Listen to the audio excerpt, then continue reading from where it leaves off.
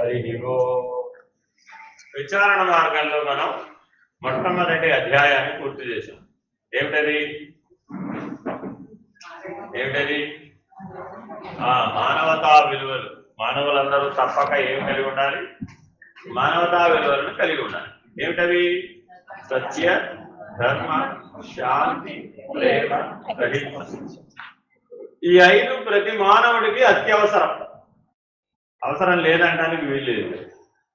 ఈ 5 కారణ స్థితి అయినటువంటి ఈశ్వరుణ్ణి తెలుసుకోవాలన్నా లేదా పరమాత్మను తెలుసుకోవాలన్నా ఉపయోగపడేటటువంటి అతి ముఖ్యమైన లక్షణం సత్యం. ఈ 5 కూడా భగవత్ సాక్షాత్కారాన్ని కలిగించేటటువంటి లక్షణం సత్యం. మరి మిగిలిన 4 అప్రధానమా? మిగిలిన 4 ఉపయోగపడవా? మరి ఒక మతం ఏమంది? అహింసా పరమో ధర్మ.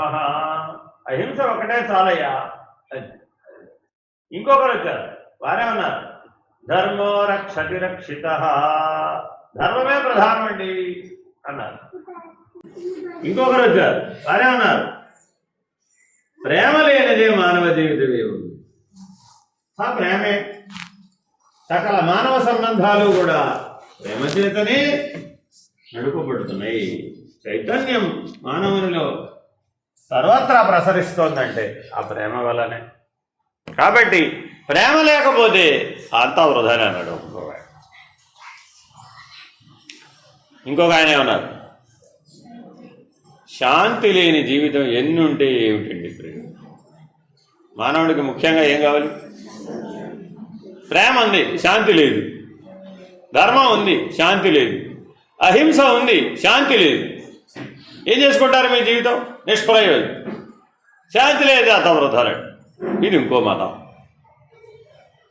ఏం చేయాలి?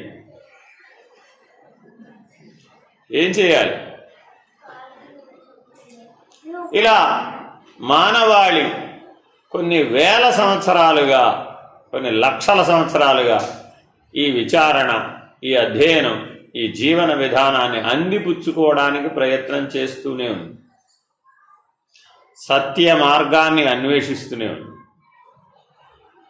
ఎందుకని సత్య మార్గాన్ని అన్వేషిస్తోంది? అది ఒక్కటే పరమాత్మ అనేటటువంటి దర్శనాన్ని కలిగిస్తుంది. మిగిలినవి జీవితాన్ని బాగు చేయడానికి ఉపయోగపడవచ్చు. ఏరోప్లేన్ టేకాఫ్ తీసుకోవాలా వద్దా? తీసుకోవాలి. తీసుకుంటే సరిపోయినా? సరిగ్గా ఎగరాలి, సరిగ్గా గమ్యంలో మళ్ళీ ల్యాండ్ అవ్వాలా వద్దా? మధ్యలోనే పేలిపోతే? మొన్న మధ్య ఒక యాక్సిడెంట్ అయిందా లేదా? ఏమిటది? ఎయిర్పోర్ట్లో లేచింది ఏమైంది?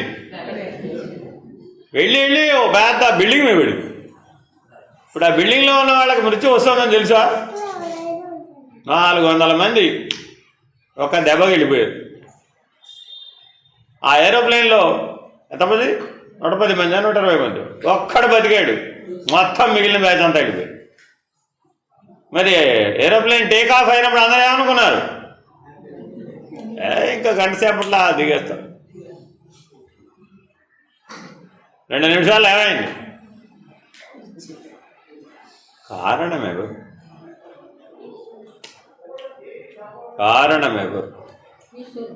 ఇలాంటి సంఘటనలు మన కళ్ళ ముందు వచ్చినప్పుడల్లా వచ్చే ప్రశ్న ఏమిటి? కారణమేమిటి? ఎవరని చెప్దాం? ఏరోప్లేన్ కారణం కాదా? ఏరోప్లేన్ కారణమే కదా. సరిగ్గా పనిచేసి ఉంటే వెళ్ళేది, పని చేయలేదు. ఇంజన్ స్ట్రక్, లేచింది కానీ ఇంజన్ ఆగిపోయి కూలిపోయి. పైలట్ కారణం. ఇందాకేం చెప్పే? యాక్సిడెంట్ అవ్వడానికి బండి కారణం. బండి కారణమా డ్రైవర్ కారణమా? డ్రైవర్ కారణమా? బండి కూడా కారణమే. పరిగెడుతున్న బండి ఆల్ ఆఫ్ సడన్గా ఇంజన్ ఆగిపోయింది, బ్రేక్ పని చేయలేదు, యాక్సిలేటర్ వైర్ తెగింది. ఎన్నైనా కావచ్చు. డిస్క్ బ్రేక్లు పట్టేసినాయి. అప్పుడు ఏమవుతుంది? డ్రైవర్ కారణం కాదా? ఇవన్నీ చూసుకోవాల్సిందే ఎవరు చూసుకోవాలి? దేవుడు చూసుకోవాలి అన్నాం అనుకోండి, కరెక్ట్ అయినా. మానవ తప్పిదాలకు దేవుడు కారణమేనా?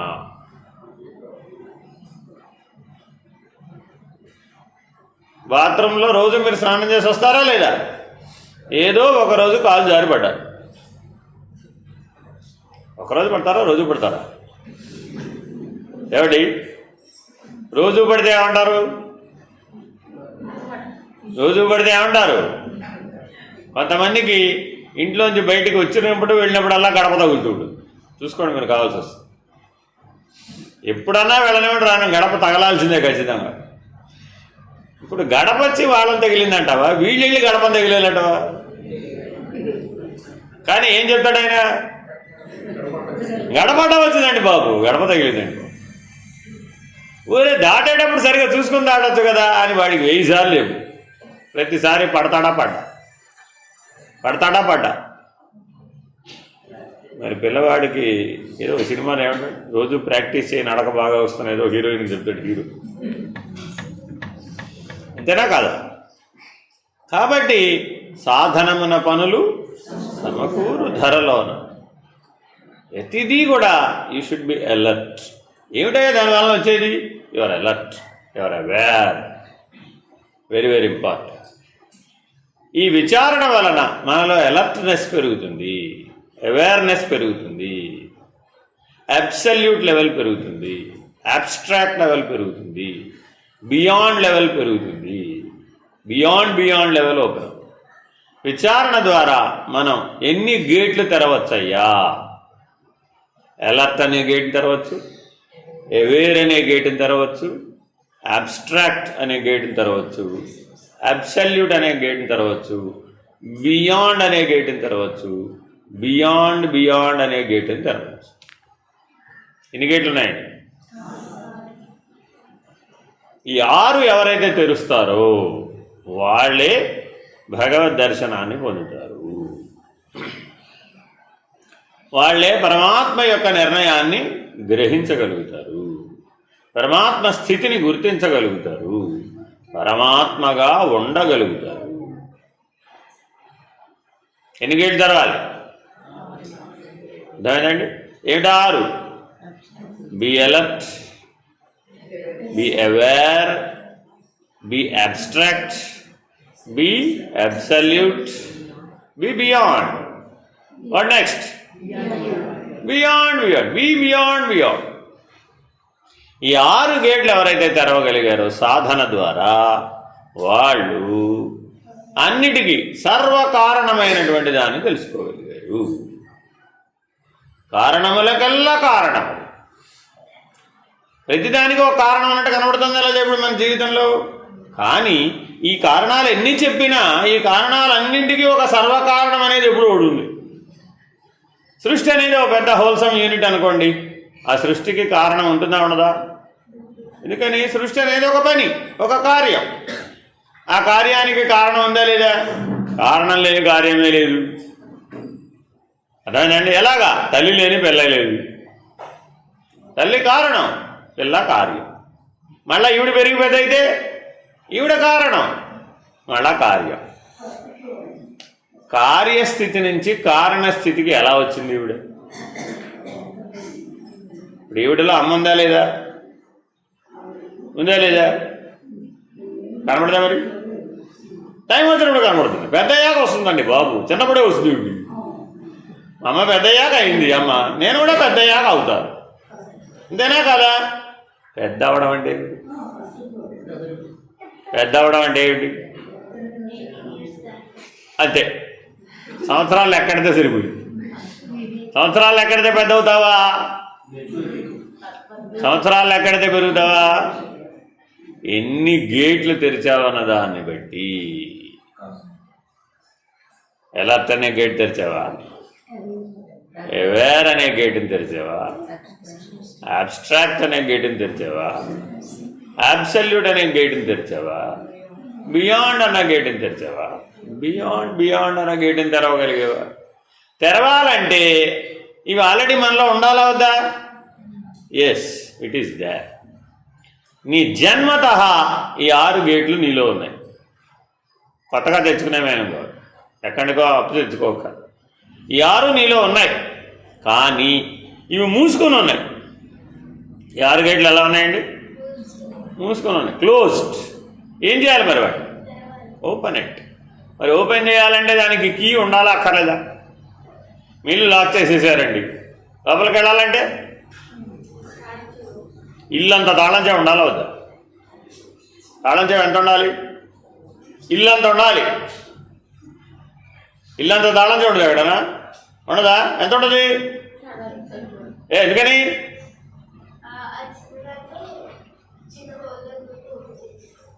అవునమ్మా, లాక్ ఎంత ఉందో తాళం చెవి కూడా అంత ఉండాలా వద్దా? లాక్ ఎంత ఉందో తాళం చెవి అంత ఉంటుందా? అరే, లాక్ ఎంత ఉంటుంది? ఎంత ఉంటుంది? తాళం చెవి ఎంత ఉంటుంది? లాక్ అంత తాళం చెవి ఉండాలా వద్దా? మరి అంటే మనలో ఉన్న ప్రజ్ఞ, దానికి కీ. కీ ఏమిటండి? ప్రజ్ఞ. ఈ ప్రజ్ఞ మానవుడు జన్మత పొందినటువంటి సిద్ధి. ఈ ప్రజ్ఞ ఎటువంటిదండి? సిద్ధి. నువ్వు పుడుతూనే వచ్చేసింది అది నీకు. మానవ దేహం లభించగానే నువ్వు ప్రజ్ఞావంతుడు, యు హ్యావ్ ఇట్. కానీ మనకేం తెలియదు ఇప్పుడు. ఏం తెలియదు ఇప్పుడు? తాళం చెవిని తిప్పడం రాదంటే మనకు. తాళం చెవిని, ప్రజ్ఞని ఆపరేట్ చేయడం రావడం లేదు మనకు. ప్రజ్ఞ అనే కీ మన దగ్గర ఉంది, కానీ ఆ తాళంతో ఈ 6 గేట్లు తెరవడం ఎలాగో రావడం లేదు. వైకుంఠానికి ఎన్ని ద్వారాలు? 7 ఎదుగుటాలు, 6 పెట్టచ్చుగా, కొన్ని 8 పెట్టచ్చుగా. ఎక్కడుంది వైకుంఠం? నీ లోపలే ఉంది. ఈ 7 ద్వారాలు కనుక తెరిస్తే ఆ వైకుంఠ నారాయణ దర్శనం కలుగుతుంది. ఆ నారాయణమూర్తిని దర్శించడమేగా రథసప్తమి నిన్న, అంతేనా కాదా? ప్రత్యక్ష నారాయణుడు సూర్యుడు. మరి ఆ నారాయణుడే నీ లోపల కూడా ఉన్నాడు, నీ అంతరాత్మగా ఉన్నాడు, నీ అంతర్యామిగా ఉన్నాడు. కానీ మరి 7 ద్వారాలు తెరవాలి. దేంతో తెరవాలి? ప్రజ్ఞ. ప్రజ్ఞనే తాళం చెవితో తెరవాలి. కాబట్టి పరమాత్మ భగవద్గీతలో, నాయనా నీవు భగవద్ దర్శనాన్ని పొందాలి అంటే, నన్ను దర్శించాలి అంటే నువ్వేం చేయాలి? స్థితప్రజ్ఞుడివై ఉండు. చేతిలో తాళం చెవి పట్టుకుని ఆ తాళం చెవిని ఆపరేట్ చేయడం నేర్చుకోరా బాబు. స్థితప్రజ్ఞుడు అంటే అర్థం ఏంటి? బుద్ధిని ఎప్పుడు ప్రజ్ఞాస్థితిలో ఉంచాలి. మన బుద్ధి ఇప్పుడు ప్రజ్ఞాస్థితిలో ఉందా, ప్రపంచ స్థితిలో ఉందా? బుద్ధికి 2 ముఖాలు ఉన్నాయి. ఒక ముఖం ఏమిటి? ప్రపంచం. రెండో ముఖం ఏమిటి? ప్రజ్ఞ. ప్రజ్ఞ అనేటటువంటి స్థితిలో ఉంటేనేమో లోపల ఉన్న 7 అంతస్తులు తెరిచేయచ్చు. మన లోపల ఓ 7 అంతస్తుల మేడ ఉంది. ఆ 7 అంతస్తుల మేడని ప్రజ్ఞ అనే తాళం చేతితో తెరవచ్చు. అది దీన్ని బయట వైపుకి తిప్పాం, అప్పుడేమైంది? 7 ఖండాలు తిరిగి రావచ్చు, 7 సముద్రాలు ఏదవచ్చు, ఎంతైనా ప్రపంచంలో పరిగెట్టవచ్చు, భూప్రదక్షిణం చేసి రావచ్చు. అర్థమైందండి? అలెగ్జాండర్ గారు ఎక్కడ మొదలుపెట్టాడు ప్రయాణం? అలెగ్జాండర్ గారు ఎక్కడ మొదలుపెట్టాడు ప్రయాణం? గ్రీన్లాండ్లో మొదలుపెట్టాడు. ఆ చివర మొదలుపెట్టాడు. ఏ చివరి దాకా వచ్చాడు? ఈ చివరి దాకా వచ్చాడు. గుర్రం వేసుకున్నది కూడా నేల మీద. ఎంతమందితోటి? 1,00,000 సైన్యంతో బయలుదేరాడు. 1,00,000 మంది సైన్యాన్ని తీసుకుని ఆ చివర మొదలై ఏం చెబుతూ బయలుదేరాడు తెలుసా? ప్రపంచ విజేతను నేనే. మనం గ్రీసు దేశస్థులు ప్రపంచ విజేతలు అని నేను నిరూపించదలుచుకున్నాను. మీరందరూ గ్రీసు దేశంలో పుట్టారా లేదా? కాబట్టి మీకు దేశాభిమానం ఉండాలా అక్కర్లేదా? ఉండాలి. ఎంత ఉండాలయ్యా? గ్రీసు దేశస్థుల యొక్క రక్తం ఎంత గొప్పదయ్యా అంటే ప్రపంచాన్ని జయించేటంత అని దేశాభిమానాన్ని అనే ఒక ఆయుధాన్ని వాడి 1,00,000 మంది సైనికులతో ప్రయాణాన్ని ప్రారంభించాడు. అందరూ చివరిదాకా చేరారటవా? భారతదేశానికి వచ్చేటప్పటికి 1000 మంది మిగిలేరు. ఆ చివరికి వచ్చేప్పటికి ఎంతమంది మిగిలేరు? కానీ మరి జయించేశాడు. ఆ చివరి ఎవరు వస్తే వాడితో యుద్ధం చేయడం. యుద్ధం చేస్తావా? ఓడిపోయిన ఒప్పుకుంటావు, రెండే మాటలు. నీతో నాకెందుకురా బాబు, ఓడిపోయిన పో, క్షమించేసే పో, నేను ఒప్పుకోను, అయితే యుద్ధం చేయి. అలాగా దేశాలతో అన్ని దారెంబడి ఉన్న వాళ్ళందరితో యుద్ధం చేస్తూ 1,00,000 మంది సైనికులు ఎంతమంది అయ్యారు? 1000 మంది అయ్యారు. ఎప్పటికప్పుడు తగ్గిపోతూ ఉంటే మరి వాళ్ళలో అధైర్యం పెరుగుతుందో పెరగదా? ఎప్పటికప్పుడు రోజు ఉపన్యాసం ఏం చెప్పేవాడు? గ్రీసు రక్తం ప్రపంచంలో ఉత్కృష్టమైన, అసలు గ్రీస్ దేశంలో పుట్టడమే పెద్ద విశేషం. కాబట్టి మనం ఎప్పటికైనా ప్రపంచ విజేతలం కావాల్సిందే. దానికి మీరందరూ నాకు తోడు నడుస్తున్నారా లేదా? మీరందరూ గ్రీస్ దేశంలో పుట్టారా లేదా? పుట్టా మహాప్రభో, అయితే మీరందరూ గొప్పవాళ్ళేనా కాదా? అవును మహాప్రభో, అయితే పదండి యుద్ధం చేద్దాం. ఇలాగా ఉర్రూతలు ఊగేటువంటి ఉపన్యాసం చెబుతూ వాళ్ళందరూ దేశం నడిపింది. భారతదేశం వచ్చేసాడు. వచ్చేస్తే భారతదేశపు పొలిమేరలో మన దగ్గర ఎవరుంటారు? హిమాలయాలు కదా. హిమాలయాల దగ్గర ఎవరు కనపడతారు? ఒక ఆయన కౌపీనధారి గోచి పెట్టుకుని హాయిగా చెట్టు కింద కూర్చొని సిద్ధులాసంగా అవుతున్నాడు. సైనికుడికి చెప్పాడు, ప్రపంచ విజేత అలెగ్జాండర్ వచ్చాడని చెప్పని. వెళ్ళి చెప్పాడు. ఇటు తిరిగి ఉన్న సాధువు అటు తిరిగి, మహాప్రభో, మీ విజయాల గురించి ఎంత చెప్పినా ఆయన ఏం పట్టించుకోవట్లేదు, అసలు మనం లెక్కే చేయట్లేదు, కేర్లెస్గా ఉన్నాడండి. నాకైతే బీపీ పెరిగిపోయింది, కానీ మీ అనుజ్ఞ లేదని వదిలేశాను, మీకు వచ్చి చెప్తున్నాను. అలెగ్జాండర్ వచ్చాడన్నా కానీ అలా అన్నాడా? మరేం చేయాలి ఇప్పుడు? నేనే వస్తున్న పద స్వయంగా అన్నాడు. వచ్చాడు. మరి అలెగ్జాండర్ వచ్చాడు ఇక్కడికి అన్నాడు. ఆయన ఇడి తిరుగుతాడు, ఇడి తిరిగాడు. అదేమిటండి అంటే, నీతో నాకేం పని అన్నాడు. నీతో నాకేం పని? అదేమిటి, ప్రపంచ విజేతనే, నా గొప్పతనాన్ని నువ్వు కీర్తించడన్నా కీర్తించాలి, యుద్ధమన్నా చేయాలి, ఏదో ఓడిపోయినా ఒప్పుకోవాలి. నా దగ్గర 3 ఛాయిస్లు. ఈ 3 తప్ప 4వ ఛాయిస్ లేనే లేదు. నువ్వేంటి 4వ ఛాయిస్ చెప్తావేంటి? నీతో నాకు అవసరం లేదంటావు, అది 4వ ఛాయిస్. నా దగ్గర లేదు అది. నా దగ్గర ఇప్పటి వరకు ఎన్ని ఛాయిస్లు ఉన్నాయి? 3 ఉన్నాయి. ఒకటి నన్ను పొగుడు, ఓ నువ్వే ప్రపంచ విజేతవురా బాబు అని కీర్తించు, ఒప్పుకోడు. లేదంటే యుద్ధం చేయి, నన్ను గెలువు, లేదా నేను నిన్ను గెలుస్తాను. అటో ఇటో తెలుసుకున్నాం. అది 2వ పద్ధతి. 3వ పద్ధతి శరణాగతి, కాళ్ళట్టుకో, క్షమించేస్తా. అంతే తప్ప మిగిలిన పద్ధతులు నా దగ్గర లేవు.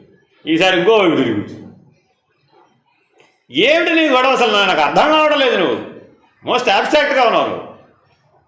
ఆయన ఒకటే చెప్పాడు, నన్ను అర్థం చేసుకోవాలంటే నువ్వు నాలాగా ఉండటం నేర్చుకోవాలి. ఏం చెప్పాడండి ఆ మహానుభావుడు? నేను నీకు అర్థం కావాలంటే నువ్వు నాలాగా ఉండటం నేర్చుకోవాలి. నేను నీలాగా ఉండాలా, నువ్వు నాలాగా ఉండాలి. నువ్వు గొప్ప, నేను గొప్ప. ఆయన అన్నాడు, నాకేం పని అయ్యా, నీ గొప్పలతో నాకేం పని, నీ రాజ్యంతో నాకేం పని, నీతో నాకేం పని? నాకే నీతో పని లేదు. నాకెవరితో పని? బియాండ్ పరమాత్మతో నాకు పని, సర్వకారణంతో నాకు పని. అంతే తప్ప ఈ మధ్యలో ఉన్నటువంటి వాడితో నాకు పని లేదు నాయన. నాకు పనే లేదురా బాబు, అవసరమే లేదురా బాబు అంటే ఏమిటో నీ స్టోరీ అంతా చెప్తావు, నాకు అర్థం కాదు. నీ స్టోరీ నాకు అక్కర్లేదు, అవసరం లేదు అన్నాడు. ఇలా ఉండి నువ్వేం సాధించావు కనుక అన్నాడు. అలా అంటే ఏం సాధించవచ్చు? ఇప్పుడు మనం అందరం అలెగ్జాండర్ లాగా ఉండడానికి ట్రై చేస్తున్నాం అంటావా? సాధు పురుషులు ఎవరే ఉండడానికి ట్రై చేస్తున్నాం అంటావా?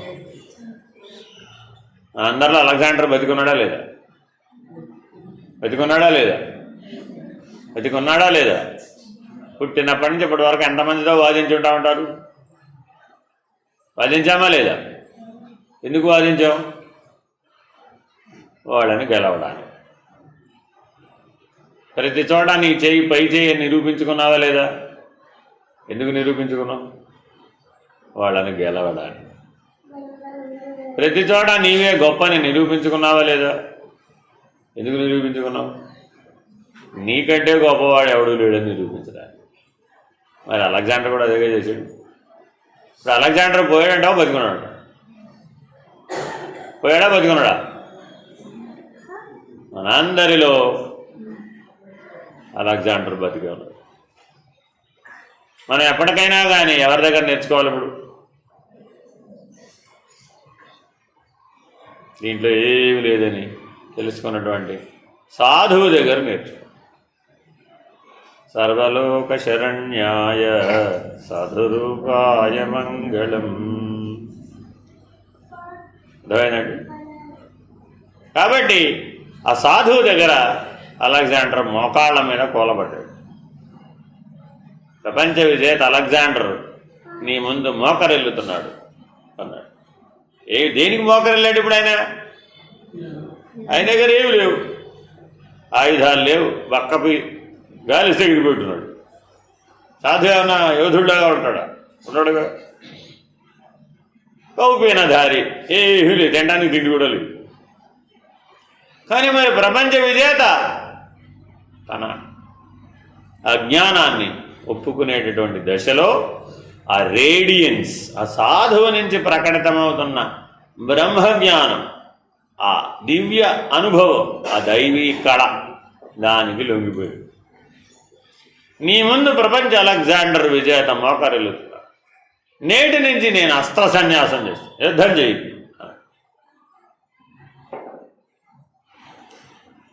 పైగా అక్కడికక్కడే ఒక ఏమిటది వీలునామా లాంటిది, అంటే మరణం జరిగినప్పుడు ఏం చేయాలి, ఆయన అంత్యక్రియలు ఎలా చేయాలి, ఓ ఉత్తరం రాసి ఏమని ఈ దారిలోనే పోయాడు. మరి ఇంటి దాకా బాలా, ఇక్కడ దాకా వచ్చినవాడు గ్రీస్ చేరాడా అంటే చేరలా.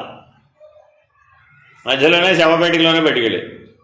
నా శవపే ఒకవేళ కనుక నేను మధ్యలో చనిపోతే నా చేతులు రెండు ఖాళీ చేతులు బయట పెట్టండి. ఏం చెప్పడానికి? అబ్బా, ఈ పాట మాత్రం అందరికి బాగా ఉంటుంది. కానీ మరి అమలు చేసామా జీవితంలో? అమలు చేసామా జీవితం?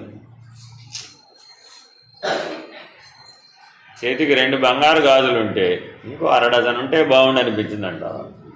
ఈ రెండింటిని ఎవరికైనా సద్వినియోగం చేస్తే బాగుండు అనిపిస్తుంది. ఆలోచించండి. సందర్భం వస్తే ఇంకో 6 కొట్టే బాగుంటుంది అనిపించింది అనుకోండి, అప్పుడు ఎవరున్నట్టు? అలెగ్జాండర్. ఎప్పటికప్పుడు మనలో బ్రతికి నీళ్లు పెంచి దేన్ని పోషిస్తున్నాం? అలెగ్జాండర్. ఓ ప్రతిష్టకి వెళ్ళారండి. ఆ ప్రతిష్టలో అందరూ ఎవరికి తోచినటువంటి విలువైనటువంటి రజత సువర్ణాలు కానీ లేదా పంచలోహాలలో ఏది ఎవరికి చేతనైతే అది వేయమంటారు. అంతేనా కదా? అందరూ ఏమేస్తారో తెలుసా? ఏమేస్తారండి? ఆ రాగి పంచపాత్రలు, రాగి ఉద్ధరణలు, లేదంటే రాగి కాన్లు. చేతికున్న బంగారం గాజు ఎందుకు వెళ్ళింది? బంగారం కాదేసా హార్ట్ అటాక్ వచ్చేస్తున్నాం. అర్థమైందా? ఎందుకని? అది నా ప్రాణం అండి బాబు. ఎంత కష్టపడి సంపాదించాను అనుకున్నారు? జీవితంలో 30 ఏళ్ళు కష్టపడితే కానీ చేతికి బంగారు గాజు రాదు. బంగారం లేకపోతే మానవుడికి విలువ ఏముందండి? మానవుడికి విలువ ఉందా? బంగారానికి విలువ ఉందా? మానవుడికి విలువ ఉందా? బంగారానికి విలువ ఉందా? ఏది? రోజువారీ జీవితంలో అలా ఉన్నామా? లేదు. కాబట్టి ఈ లోపల ఉన్న 7 గేట్లు తెరవాలి అంటే ఒకే ఒక తాళం చేతితో తెరవచ్చు. దాని పేరేంటండి? ప్రజ్ఞ. సాధువు ఎప్పుడవుతావయ్యా?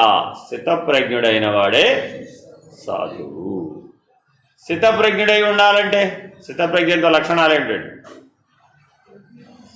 సంధ్యా సాధన చేస్తున్నారో చేయడం లేదా? ఎవరన్నా? ఆల్రెడీ ఆ ఫేజ్ అయిపోయిందండి, మేమందరం ఆల్రెడీ ముందుకెళ్ళిపోయామంటారా? సంధ్యా సాధన మానకూడదండి, ఎట్టివారైనా మానకూడదు. అర్థమైందండి? ఉదయం 5 to 6, మధ్యాహ్నం 11 to 12, సాయంత్రం 5 to 6, రాత్రి 11 to 12. ఈ 4 సంధ్యలలో సంధ్యా సాధన తప్పక చేయాలి. ఎంతటి వారైనా చేయవలసింది, ఎవరికి ఎగ్జామ్షన్ లేదు. ఎందుకని అంటే ఆ సంధ్యా సాధన వలన మనలో ప్రజ్ఞలో స్థిరమయ్యేటటువంటి ప్రయత్నాన్ని చేస్తాం. ఆ సమయంలో కాలంలో సహజంగా మనకి ప్రజ్ఞావంతమైనటువంటి స్థితి లభిస్తుంది. 2 క్షణాల పాటు ఎంత లభిస్తుందండి? ఎంతటి వారికైనా సరే, తెలిసిన వాడికైనా తెలియని వాడికైనా సరే, నీకు తెలియకుండానే 2 క్షణాల పాటు నువ్వు ప్రజ్ఞా శరీరాన్ని ధరిస్తావు. ఆ శరీరం పేరేంటండి? ప్రజ్ఞా శరీరం. అంటే కాంతిమయ దేహం, కేవలం ప్రకాశం మాత్రమే నీవు, ఇంకేదీ కాదు. కేవలం చైతన్యం మాత్రమే నీవు, ఇంకేవీ కాదు. ఈ స్థూల శరీరం కానీ, మధ్యలో ప్రాణమనోబుద్ధులు అనేటటువంటి సూక్ష్మ శరీరం కానీ, కారణమైన అజ్ఞానవంతమైన అవిద్యావంతమైన అహంకారం కానీ ఇవేవి పనిచేయవు. కేవలం చైతన్యం మాత్రమే నేననే స్ఫురణ కలుగుతుంది 2 క్షణాల పాటు. 2 క్షణాలంటే ఎంతంటే ఒక ఉచ్ఛ్వాసము, ఒక నిశ్వాసము. ఎంత సమయం పడుతుందో అంత సమయం లోపల నేను చైతన్య స్వరూపుడు అనేటటువంటి జ్ఞానం కలుగుతుంది మానవుడికి. కాబట్టి మానవుడు ప్రతిరోజు దేనికోసం ప్రయత్నించాలి? ఈ 2 క్షణాల సమయాన్ని, ఈ స్ఫురణని పట్టుకోవడానికి ప్రయత్నించాలి. అది సంధ్యాసాధన. ఇది గనక మీరు తెలుసుకోగలిగితే, పట్టగలిగితే, ఉండగలిగితే, పొద్దు నుంచి చెప్తున్నా, ఏదైనా తెలుసుకోవాలంటే ఏం చేయాలి? గమనించాలి, గుర్తించాలి, గ్రహించాలి, మార్చుకోవాలి. అలా ఉండాలి. ఈ 5 భాగాలు ఉంటే తప్ప మీరు స్థితప్రజ్ఞులు అవ్వలేరు.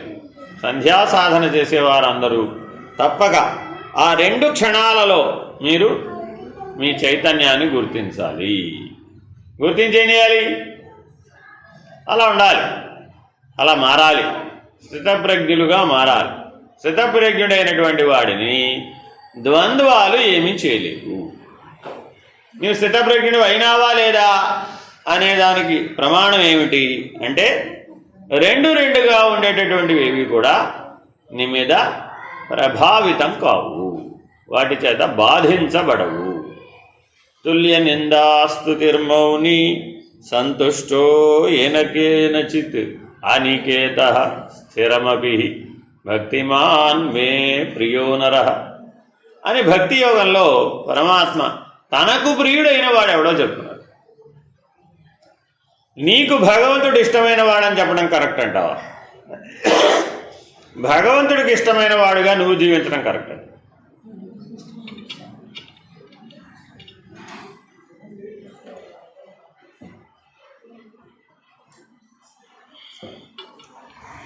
పిల్లలకి తల్లిదండ్రులు అంటే ఇష్టం ఉండాలంటారా? తల్లిదండ్రులకు పిల్లలంటే ఇష్టం ఉండాలంటారా? పిల్లలకు తల్లిదండ్రులు అంటే ఇష్టం ఉండాలంటారా? తల్లిదండ్రులకు పిల్లలంటే ఇష్టం ఉండాలి.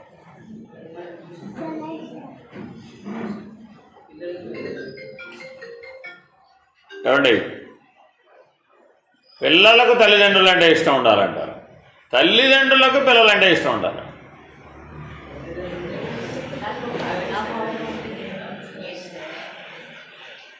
ఏది కరెక్ట్?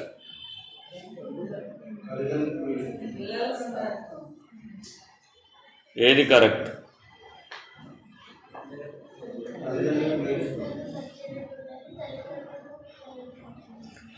తల్లిదండ్రులు పిల్లలకు నచ్చేటట్టుగా ఉండాలట, పిల్లలు తల్లిదండ్రులకు నచ్చేటట్టుగా ఉండాలి. సంధి చేసింది. ఇద్దరు పోటాడుకున్నారని ఇద్దరి మధ్య ఏంటా సంధి? వాళ్ళకు నచ్చేటట్టు వీళ్ళు ఉండాలట, వీళ్ళకు నచ్చేటట్టు వాడు ఉండాలట. అంటే నీకు నచ్చేటట్టు భగవంతుడు ఉండాలట, భగవంతుడికి నచ్చేటట్టు నువ్వు ఉండాలట. అదే సంధి మనం కూడా చేసుకున్నాం. అంటే ఇప్పుడు మన తెలివితేటలు ఎంత? అది ఆ అమ్మాయికి ఉన్నంత తెలివితేటలు. ఎన్నేళ్ళమ్మా నీకు? 10 years వచ్చినాయా? 10 ఏళ్లకు ఉన్న తెలివితేటలే 70 ఏళ్ళు 80 ఏళ్ళు ఉన్నా సేమ్ తెలివితేటలు, ఏం మారలేదు. సర్వకారణమైనటువంటి పరమాత్మ, ఈశ్వరుడు, చైతన్యం, బ్రహ్మం, ఏ పేరైనా పెట్టుకో, అది నిర్ణయం చేసినట్లుగా, అది ఉన్నట్లుగా నేనుండాలా? నేను చెప్పినట్టు అది ఉండాలి. నేను చెప్పినట్టు బ్రహ్మం ఉండాలా, బ్రహ్మం ఉన్నట్టు నేను ఉండాలా? అందరూ ఒప్పుకుంటారా ఈ మాట? అందరూ ఒప్పుకుంటారా? ఉంటున్నాము. మరి ఒప్పుకుని ప్రయోజనం చూడండి. మీరు పిల్లలు తప్పు చేసినప్పుడల్లా తల్లి ఏముంటుంది? ఏయ్ ఒకసారి తప్పు చేసావా కొడతాను, నీ పని అయిపోతుంది అంటుంది. కొట్టిందా? నిజంగా కొట్టలేదు, అవునా కదా? కానీ భయపెడుతుందా లేదా? అప్పుడు పిల్లలు ఏమంటారు? ఇంకోసారి తప్పు చేయలేదు, మళ్ళీ తర్వాత చేశాడు, మళ్ళా వంకరే, తేనా కదా? ఒక్క తోక ఉంటుందా లేదా? అదేమిటి దాన్ని అటు ఇటు బద్దలు పెట్టి కట్టాం సాఫీగా ఉండాలని, ఉంటుందా ఉండదా? అదేమిటి బద్దలు తీస్తే అయ్యయ్యో రామా, మరి అలా ఉంటే మానవుడివేనా? కాదు కదా.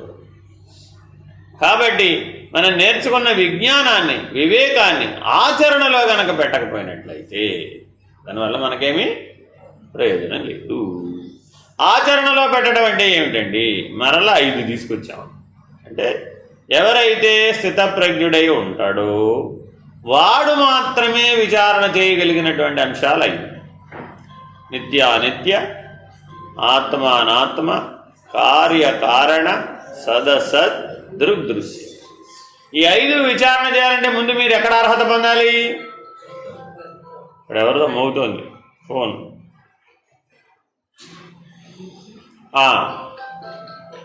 జాగ్రత్తగా గమనిస్తే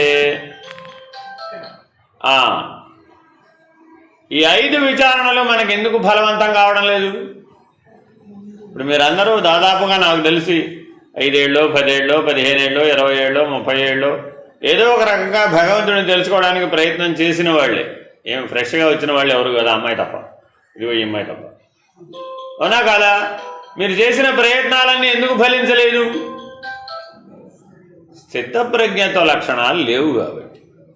అంటే అర్హతను సంపాదించకుండానే డైరెక్ట్గా 7వ ద్వారం తెరిచేయాలని మన బ్రహ్మ ప్రయత్నం. మొదట ఏం ఎక్కాలనుకున్నాం?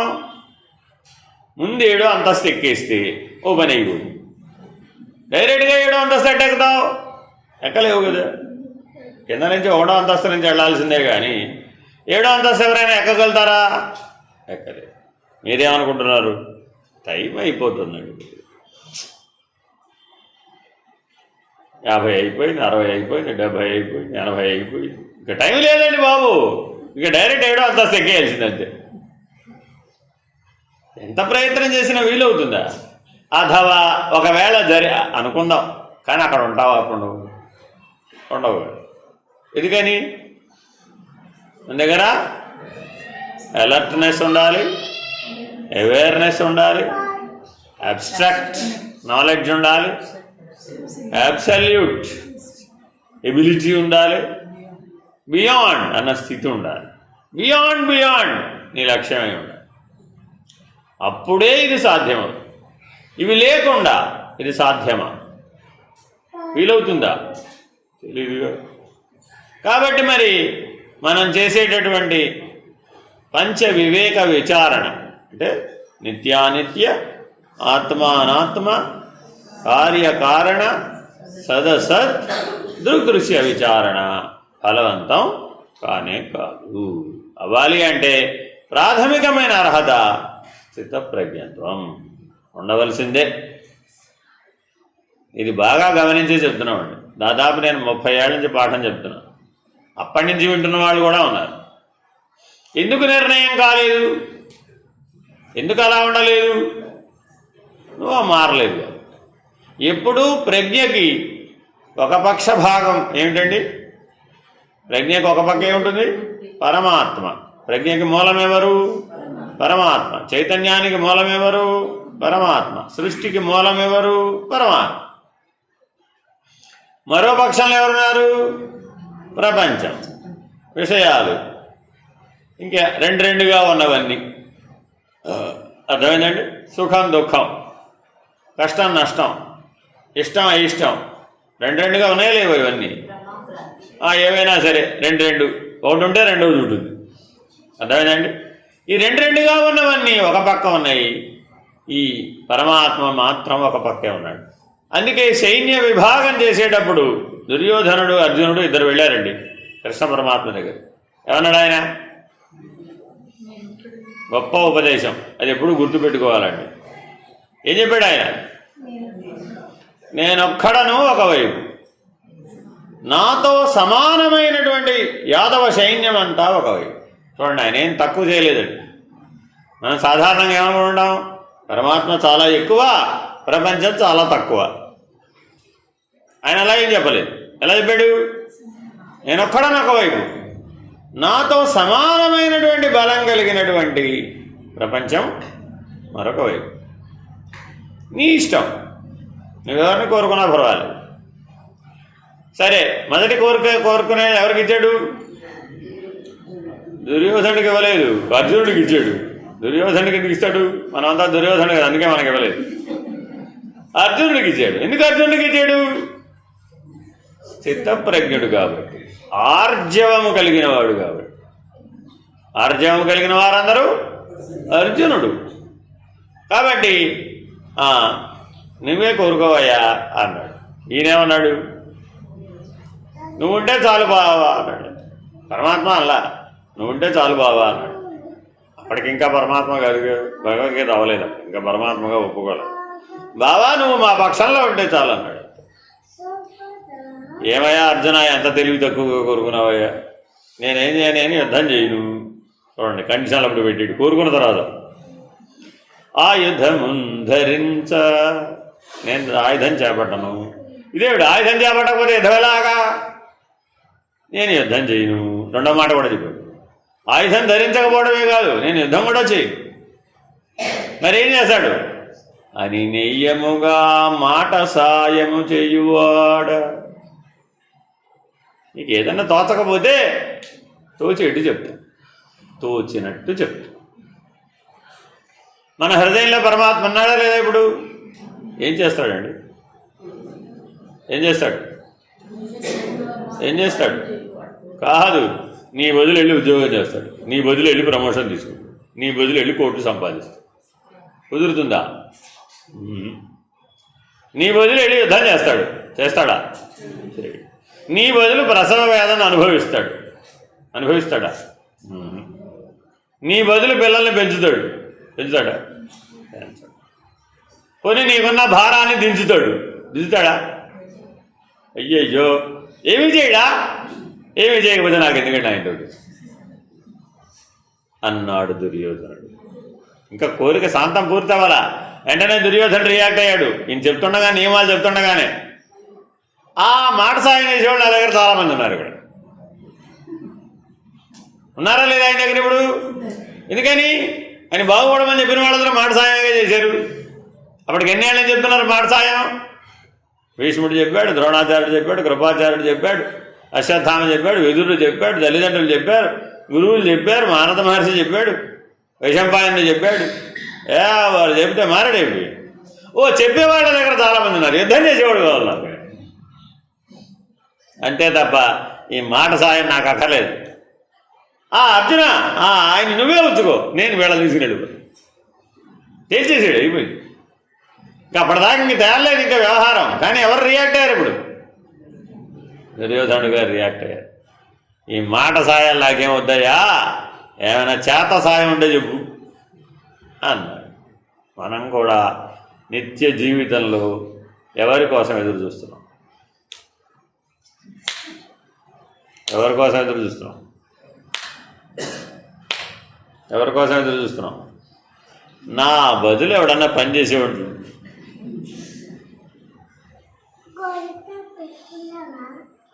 పెట్టుకుంది. అర్థమైందా? చేత సాయం కోసం ఎదురు చూస్తున్నామా లేదా? పుట్టినప్పటి నుంచి దేనికోసం ఎదురు చూస్తున్నాం? చదువుకోవడానికి స్కూల్కి వెళ్ళావమ్మా, నీ బదులు మేషాన్ని చదువుకోమన్నావు. చదువు వస్తుందా మనకి? రాదా? అది మేషాలు కదా చదువుకోవాల్సింది. అదేమిటి మేషాలు రాయడా? అది కూడా ఆయన రాయమన్నాం. కుదురుతుందా? అసలు ఎందుకు వెళ్ళాం మనం స్కూల్కి? నేర్చుకోవడానికి కాకపోతే ఎందుకు వెళ్ళాం? జాగ్రత్తగా గమనించాలట. మానవ జీవితం అంతా విద్యాభ్యాసమే. విద్య అంటే జ్ఞానం, విత్ అంటే ప్రకాశం. నీ హృదయంలో పరమాత్మ చైతన్య రూపంలో, ప్రకాశ రూపంలో ఉన్నాడు. ఆయన ఏం చేస్తాడు? ఆయుధాన్ని ధరించడు, యుద్ధం చేయడు. ఏం చేస్తాడు? స్ఫురింపచేస్తాడు. నీకు స్ఫురించకపోతే, నీకు స్ఫురిస్తే ఇంకా ఆయన చెప్పడం ఎందుకు? నీకు స్ఫురించని సమయం వచ్చినప్పుడు ఏం చేయాలో తెలియడం లేదండి బాబో, అయోమయం. అప్పుడేం చేయాలి? పరమాత్మ అనవలసిందే. There is no doubt in it. అది కూడా చెప్పాడు, నన్ను అడిగితే చెప్తానన్నాడు. చూడండి, యుద్ధ సమయంలో అర్జునుడికి సలహాలు ఇచ్చిన సందర్భం వచ్చినప్పుడల్లా అడిగితేనే చెప్పాడు, అడగకుండా చెప్పరు. ఎందుకని? నియమాల్లో చూడొకటి, అని నెయ్యముగా మాట సాయం చేస్తాను. ఎప్పుడు? అడిగితే. భీష్మాచార్యుడు 9 రోజుల పాటు యుద్ధం చెడుగుడు ఆడేసాడు. అంతే. మొదటి 9 రోజులలో దాదాపు 75% మంది అటుపక్క ఇటుపక్క మానవ హననం జరిగిపోయింది. అటు 11 అక్షోహిణీలు, ఇటు 7 అక్షోహిణీలు అయితే 18 అక్షోహిణీలలో 7 అక్షోహిణీల సైన్యం మొదటి 9 రోజుల్లో నశించిపోయింది. మరి చూస్తే పాండవుల దగ్గర మిగిలింది చాలా తక్కువ సైన్యం. ఒక్కడిని కూడా పడేయలేదు ఇంతవరకు. భీష్ముడు ఉన్నంత వరకు ఏమీ డ్యామేజ్ లేదు. మరి ఇప్పుడు ఏం చేయాలి?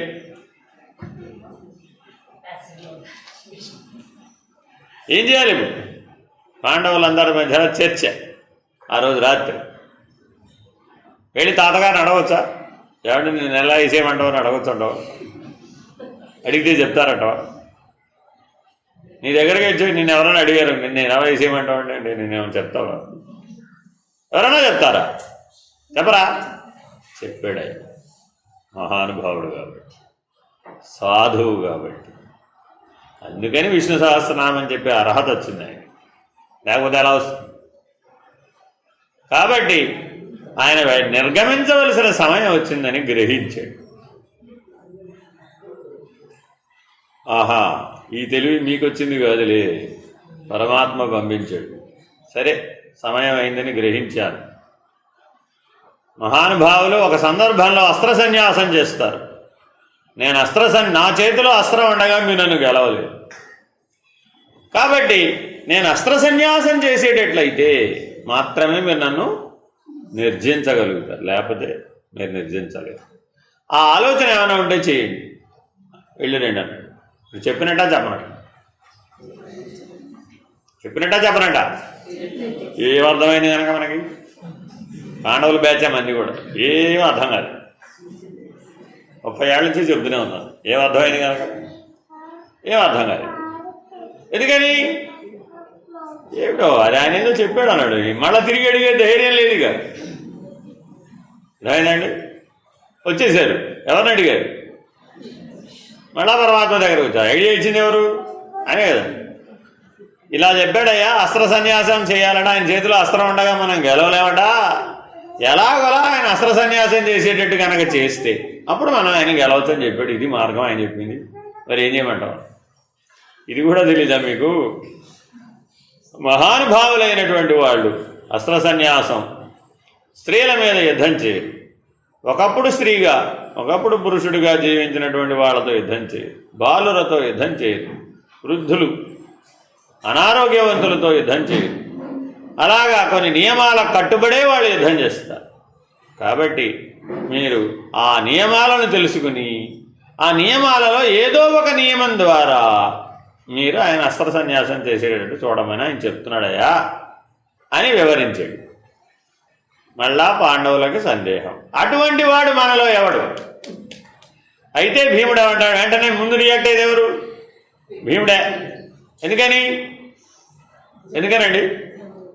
రజోగుణ ధర్మం. మన ఇళ్లలో ముందు రియాక్ట్ అయ్యేది ఎవరండి? ముందు రియాక్ట్ అయ్యేది ఎవరు? భీముడు. మనలో ఉన్నాడా లేదా ఇప్పుడు? అయ్యో ఇక్కడే ఉన్నాడు. రజోగుణ ధర్మంలో ఉంటాడు. అయితే ద్రౌపదిని యుద్ధానికి పంపాలి మనం. ఎట్లా పంపగలం అన్నయ్య? ద్రౌపదిని యుద్ధానికి ఎలా పంపగలుగుతాం? స్త్రీలు పెడితే తప్ప ఆయన అసలు సన్యాసం చేయడు. ఎలాగా? ఇది కుదిరే పని కాదు అన్నాడు వాడు. మనకు కూడా జీవితంలో ఎన్నో సందర్భాలలో ఇది కుదిరే పని కాదు అనిపించిందా లేదు? మీ ఆయనని ఓడించాలి. కుదిరే పని అని అంటారు. కుదిరే పని మీ ఆయన ఓడించడం కుదిరే పని కాదా? అయ్యయ్యో మా ఆవిడ నా మాట వింటే బాగుండు అని ప్రతి శ్రీవారు అనుకున్నాడా లేదా? కుదిరే పని అని అంటారా? కుదరని పనే. ఇలా ఎన్నో అంశాలు ఉన్నాయా లేదా? నేను చెప్పినట్టు నా బాస్ వినాలి అనుకునే ఎంప్లాయీ లేడా? ఉంటాడా లేదా? కుదిరే పనేనంటావా? ఇలా మనలో ఎన్నో ఐడియాలు వచ్చినప్పుడల్లా మన లోపల భీమసేనుడు ఏం చేశాడు? వెంటనే రియాక్ట్ అయ్యాడు. కుదిరే పని కాదు అని చేశాడు. మరి పక్కన మనం పరమాత్మ వలె ఆలోచించాలా? భీముడి వలె ఆలోచించాలా? అర్జునుడి వలె ఆలోచించాలా? భీష్మాచార్యుడి వలె ఆలోచించాలా? ఆచార్య శబ్దం పాండవులలో ఎవరికైనా ఉందా? ఎందుకు లేదు? ధర్మాచార్య, అర్జునాచార్య, సహదేవాచార్య అలా ఉందా? ఎందుకు లేదు? వాళ్ళ ఆచార్యులు కాదు కాబట్టి. ఆచార్య స్థితికి చేరుకోవాలి అంటే అంత సులభమైన అంశమేం కాదు. ఎందుకని 7 గేట్లు తెరవాలి. 7 గేట్లు ఎవడైతే తెరిచి 7వ స్థితిలో నిలకడగా ఉంటాడో వాడే ఆచార్యుడు. లేకపోతే వీలు కాదు. అలా ఉండాలి వాడు. సర్వకాల సర్వావస్థలలో ఎప్పుడూ కూడా వైకుంఠ స్థితిలో ఉండాలి. ఎప్పుడూ ఆ 7వ స్థితిలోనే ఉండాలి. 7 గేట్లు తెరుచుకోవాలి. అలా మారి ఎప్పుడైతే సహస్రార చక్రంలో నిలకడగలిగి ఉంటాడో వాడు మాత్రమే ఆచార్యుడు అవుతాడు. అంతే తప్ప ప్రపంచంలో అందరూ ఆచార్యులేరండి, అందరూ బోధించవచ్చండి అన్నామనుకోండి, బోధిస్తాడు కానీ ప్రయోజనం ఉండదు. ఎవరెవరికి ఏం చెప్పలేదా మహాభారతంలో? చాలా పాత్రలు చాలామందికి చాలా చెప్పాయి. కానీ ఆచార్యుడు చెప్పిన దానికి ఉన్న విలువ మిగిలిన వాటికి రాదు. అలాంటి వాడు కృపాచార్యుడు, అలాంటి వాడు ద్రోణాచార్యుడు. అలా ఆచార్య శబ్దం కొంతమందికే ఉంది, అక్కడ అందరికీ లేదు. అర్థమైందండి? కాబట్టి మానవుడు ఎప్పటికైనా కానీ ఆచార్య స్థితిని చేరుకోవాలి. అతడు మాత్రమే విజ్ఞాని. నీ దగ్గర ప్రజ్ఞ ఎంతైనా ఉండవచ్చు, దాన్ని సరైనటువంటి పద్ధతిలో ఆచరిస్తే తప్ప నువ్వు ప్రజ్ఞానాన్ని విజ్ఞానంగా మార్చుకోలేవు. కాబట్టి తప్పక ఏం చేయాలని మనం ప్రజ్ఞానంతో నిత్యానిత్య ఆత్మానాత్మ కార్యకారణ సదసత్ దృగ్దృశ్యములను విచారించి నేను దృక్స్వరూపుడను అనేటటువంటి స్థితికి చేరుకోవాలి. అలా చేరుకున్న వాళ్ళు ఎవరైతే ఉంటారో వాళ్ళే ఆచార్యులు. ఆ దృక్స్థితి నిర్ణయమైన వాడే ఆచార్యుడు. దృక్స్థితికి చేరకపోతే ఆ ఆచార్య నిర్ణయానికి అతను అర్హుడుగా.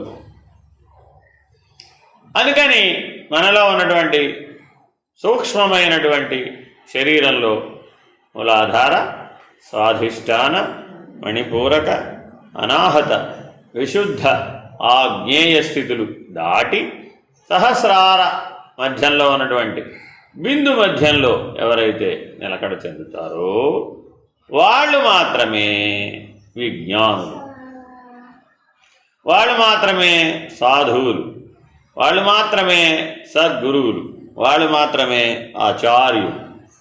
శంకరాచార్య అన్నారా లేదా? మధ్వాచార్య అన్నారా లేదా? రామానుజాచార్య అన్నారా లేదా? నవీన కాలంలో. అదంతా ఆ యుగంలో. ఇప్పుడు ఈ యుగంలో ఆచార్యులు ఎవరు? వీళ్ళందరూ ఆచార్య త్రిమతాచార్యులు ఉన్నారా లేదా? ఎందుకన్నా వాళ్ళని ఆచార్యులని?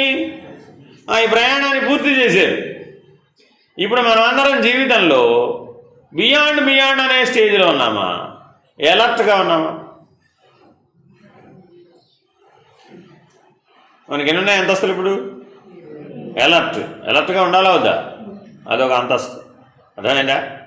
ఎప్పుడు క్వార్టర్లీ ఎగ్జామినేషను, ఎప్పుడు హాఫ్ ఇయర్లీ ఎగ్జామినేషను, ఎప్పుడు యాన్యువల్ ఎగ్జామినేషను, ఎప్పుడు మంత్లీ యూనిట్ టెస్టు, ఎప్పుడు వీక్లీ స్లిప్ టెస్టు, ఇవన్నీ మనం చిన్నపిల్లలప్పుడు చదువుకున్నామా లేదా? రాశామా లేదా? ఎలర్ట్గా ఉన్నామా లేదా? ఎగ్జామినేషన్ అంటే ముందే ఉండాలి, ఎలర్ట్గా ఉండాలి. రేపు ఎగ్జామ్ అయితే గుర్తు లేదండి అంటే రేపు ఎగ్జామ్ అండి, ఎగ్జామ్ అని గుర్తులేదు, ఏం చేయాలి ఇప్పుడు? ఎడ చదువుతావు? గుర్తే లేకపోతే ఎడ చదువుతావు? ఫెయిల్. ఎందుకని? గుర్తు లేదు కాబట్టి. మన జీవితంలో ఫెయిల్యూర్స్ ఉన్నాయా లేదా? ఎవరి జీవితాన్ని వాళ్ళు పరిశీలించుకోండి. మీ జీవితంలో ఫెయిల్యూర్ ఉందా లేదా? ఉందా? ఎందుకు వచ్చింది? Why you are failure? You are not alert. అది ఎగ్జామినేషన్ అని నీకు తెలుసా తెలీదా? అది ఎగ్జామినేషన్ అని నీకు తెలుసా తెలీదా? తెలుసు. Why not? You know it pretty well. మానవ జీవితంలో వాడెవరా? మనం చిన్నపిల్లం కాదు కదా. 30, 40, 50, 60, 70 చాలా భాగం పూర్తి చేసేసాం.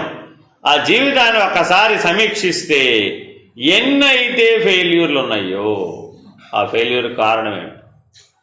యు ఆర్ నాట్ అలర్ట్ అన్న కారణం తప్ప మిగిలిన ఎన్ని కారణాలు చెప్పినా ఏమైనా ప్రయోజనం ఉందా? ఏమైనా ప్రయోజనం ఉందా? కానీ మనం అప్పుడు ఏం చెప్పాం? నేను అలర్ట్గా లేకపోవడం అన్న కారణాన్ని చెప్పకుండా ఏం చెప్పాం? చిన్న ఉదాహరణ చెప్తే మీకు అర్థమైపోతుంది. పొయ్యి మీద వంట చేస్తుంటారండి. చెయ్యి ఎప్పుడన్నా కాలిందా కాలేదా? ఏమండి, చెయ్యి ఎప్పుడన్నా కాలిందా కాలేదా? ఎందుకు కాలిందమ్మా? బూరెల మూకుడికి చెవులు ఉన్నాయి కాబట్టి కాలింది. చెవులు లేని బూరెల మూకుడు తెమ్మంటే ఆయన తాడు. ఎన్నిసార్లు చెప్పారు ఆయనకి జూడు చేయగలి? మన అనాలిసిస్ ఇది. కారణమైనా కాదా? కారణం కావచ్చు, కాకపోవడం ఏముంది. కానీ ఇఫ్ యు ఆర్ అలర్ట్ అది నీకు తగలదు కదా. అర్థమైందండి? కానీ ఎవరి మీదైనా మనం చూసేసాం అంతే. మహాభారత యుద్ధానికి కారణం ఎవరు? మహాభారత యుద్ధానికి కారణం ఎవరు? ఎవరండి? ఎవరి కారణం కాదు? అందరూ అందులో పార్టిసిపేట్ చేశారా లేదా? మరి అందులో భాగస్వామ్యం పంచుకున్న వాళ్ళందరూ కారణమే. కాకపోవడం గాంధారి చివరికి ఏం చెప్పింది? ఊరిని అన్యాయం పాడుగాను ఏకంగా పరమాత్మని తోసేసినాడు. నువ్వు తలుచుకుని ఉంటే మహాభారత యుద్ధాన్ని ఆపగలిగేవాడివి. నువ్వు తలుచుకోలేదు, నువ్వు యుద్ధాన్నే సంకల్పించావు కాబట్టి యుద్ధమే జరిగింది. నా శతపుత్రులలో నాకు అంత్యక్రియలు నిర్వహించడానికి ఒక్కడైనా మిగిల్చి ఉండవచ్చు కదా. నువ్వు వాణ్ణి కూడా మిగల్చకుండా నాకు ఉత్తర లోకాలు కూడా చేయకుండా చేయదలిచావు కాబట్టి అలా అయిపోయింది. నాకు ఎట్టి స్థితి ప్రాప్తించిందో నీకు అట్టి స్థితి ప్రాప్తించు. శాపమా వరమా? శాపమా వరమా? శాపమా వరమా? ఒక ఆయన ఎవరో పొద్దున్న లేచి ఆకాశాన్ని చెప్పించాడు. కాదు, ఆకాశాన్ని చెప్పిస్తే ఆకాశానికి ఏమవుతుంది? పరమాత్మ ఎటువంటి వాడండి? ఆకాశం ప్రకాశం. దాన్ని చెప్పిస్తే ఏమిటవుతుంది? ఏమీ అవుతుంది. అంతేనా కాదా? ఆయన ఏమీ చెల్లించలేదు. ఓహో అలాగా, నా సంకల్పంలో అది కూడా భాగమేలే. కానీ మనం చూడండి, మరి గాంధారి శాపం ఫలిస్తుందా లేదా? ఫలించింది. మన జీవితంలో ఏదైనా ఫలిస్తుందంటే దాని వెనకాల ఎన్ని కారణాలు ఉండొచ్చు? ఎన్నైనా ఉండొచ్చు. Innumerable number. మనం ఎవరి ఎడలో చేసిన అపరాధములు కావచ్చు, అపచారములు కావచ్చు, హీనభావం కావచ్చు, దైన్యభావం కావచ్చు, క్షుద్రం హృదయ దౌర్బల్యం అయి ఉండవచ్చు, కార్పణ్య దోషం అయి ఉండవచ్చు. అవునా కాదా? మన మనసులో ఎన్నో దోషాలు, ఒకరిని తక్కువగా చేసి చూడడం, ఒకరిని ఎక్కువగా చేసి చూడడం, ఒకరిని అవసరానికి మించి ఉపయోగించుకోవడం, ఒకరిని అవసరం లేకపోయినా బాధించడం. మరి ఇవేవి కారణాలు కావా? కారణాలే. కానీ చేసినప్పుడు మనకు ఆ అలర్ట్నెస్ ఉందా, ఆ అవేర్నెస్ ఉందా? అబ్బా వచ్చిందండి తెలివి 80 ఏళ్ళకి. ఇప్పుడు ఏం చేద్దాం? అలలు చేసేమే. మరి చేసిన వాటి ఫలాన్ని ఎవరు అనుభవించాలి? చేసిన కర్త అనుభవించాలా వద్దా? కారణం అనుభవిస్తుందా? కారణం, కర్త, కారణం ఎవరు అనుభవించాలి? కర్తే అనుభవించాలి. ఎందుకని ఈ కారణాన్ని అలా వాడేవు. కానీ మానవుడే ఉంటున్నాడు, నీకు ఇంతకాలం అర్చన చేసే కదా, ఇన్ని ఆరాధనలు చేసే కదా, కాస్త నువ్వు క్షమించవచ్చు కదా. నువ్వు క్షమిస్తే ఓ పనికి పోతుంది కదా, నేను మళ్ళీ అవన్నీ అనుభవించక్కర్లేదు కదా. కారణమైన భగవంతుడికి క్షమాశీలత ఉన్నదా లేదా? క్షమాశీలత ఉన్నదా లేదా?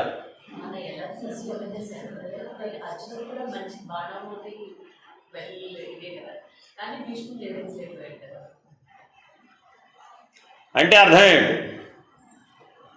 అంటే సరి అయినటువంటి సహాయం లేకుండా, సరి అయిన కారణం లేకుండా ఏ పనిని సాధించాలన్నా అది వీలు కాదు. కానీ నీకు ఆ ప్రజ్ఞ ఉండాలా అక్కర్లేదా? ఉండాలి. ప్రజ్ఞ ఉన్నంత మాత్రాన పని అయినట్టేనా? ప్రజ్ఞని సద్వినియోగం చెయ్యాలి. సద్వినియోగం చేస్తే అయినట్టేనా? కారణము, కర్మ, కాలం 3 ఉన్నాయి అక్కడ. ఏమున్నాయండి? కారణము, కర్మ, కాలం. ఈ సృష్టి 3 శక్తులతో నడుస్తుంది. ఈ సృష్టి ఎన్ని శక్తులతో నడుస్తుందండి? 3 శక్తులు. ఏమిటవి? కారణమైన పరమాత్మ, సమిష్టి కర్మ అదొక శక్తి. అర్థమైందండి? కర్మ అనేది ఒక శక్తి. అది పదార్థమేనంటారా? లడ్డూనా, జాంగిరీనా, పులిహార? కర్మ అంటే లడ్డూ కాదు, జాంగిరీ కాదు, పులిహార కాదు, దద్దోజనం అంతకంటే కాదు. అంటే పదార్థంగా చెప్పడానికి వీలు కాదు. కర్మ అనేది ఒక శక్తి, కాలం అనేది కూడా ఒక శక్తి. అంటే 3 శక్తుల సంయోజనం చేత సృష్టి నడుస్తుంది. మామిడి చెట్టు తీసుకొచ్చి పెట్టారండి, అవునా కదా? ఎప్పుడు కాయాలంటారు? అదే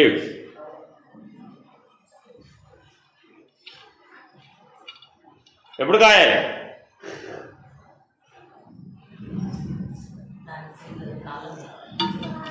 సరే, కొబ్బరి చెట్టు చూసారా ఎప్పుడన్నా? లేదా? చేశారా? కొబ్బరికాయ పాతారు కదా భూమి లోపల. ఒక వ్యక్తి మనలాంటి వాడు కొబ్బరికాయ తెచ్చి ఇంట్లో పాతి పెట్టాడు, కొబ్బరి చెట్టు వస్తుందని. కొబ్బరి చెట్టు వచ్చిందో లేదో ప్రతిరోజు తవ్వి తీసి చూస్తున్నాడు. ఎప్పటికైనా కొబ్బరి చెట్టు వస్తుందంటారా? ఎందుకని? ఎందుకని? అసలు ఆ పరిజ్ఞానమే లేదు. దాన్ని కదల్చకుండా 6 నెలలు ఉంచితే తప్ప దాంట్లో రోజు పెట్టి. అందుకని అక్కడ ఒక పొల్ల పెట్టి ఆ పొల దగ్గర నీళ్ళు పోస్తుంటాడు. ఇంకొక ఆయన వచ్చాడు బక్కింటి ఆయన. ఏంటంటే పొలకు నీళ్ళు పోసు. పొల్లకు పోయడం లేదురా బాబు, కళ్ళకు కనబడేది సత్యమేనా? కారణం తెలుసుకోకపోతే కార్యానికి ఎలా అంచనా వేస్తావు? ఇలా మనం మన జీవితంలో కళ్ళకు కనబడింది మాత్రమే సత్యం అనుకున్న సందర్భాలు లేవా? అప్పుడు మరి మనం కారణం తెలుసుకోగలిగామా? తెలుసుకోకుండా నిందించామా లేదా? విమర్శించామా లేదా? తూష్ణీభావంతో వ్యవహరించామా లేదా? అవన్నీ ఎవరు స్వీకరించారు? వాడిలో చైతన్యం లేదా? వాడిలో ఈశ్వరుడు లేడా? వాడిలో ఆత్మశక్తి లేదా? వాడిలో పరమాత్మ లేడా? మరి వాడు ఫలితాన్ని ఇవ్వడా? ఇస్తాడు కదా.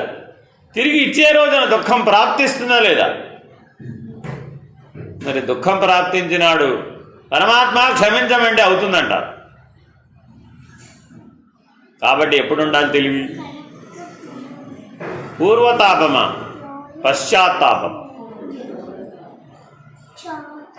కాబట్టి పశ్చాత్తాపం మానవ జీవితంలో అవసరమా కాదా? కానీ వచ్చే జన్మకు పనికిరాదు, ఈ జన్మకు పనికిరాదు. ఈ జన్మలోనే ఉపయోగపడాలంటే పూర్వతాపం ఉండాలి. చాలా జాగ్రత్తగా నిత్యానిత్య ఆత్మానాత్మ కార్యకారణ సదసత్ దృగ్దృశ్య వివేకములనే విచారణను యాజ్ ఎర్లీ యాజ్ పాసిబుల్ ఎప్పుడు చేయాలండి?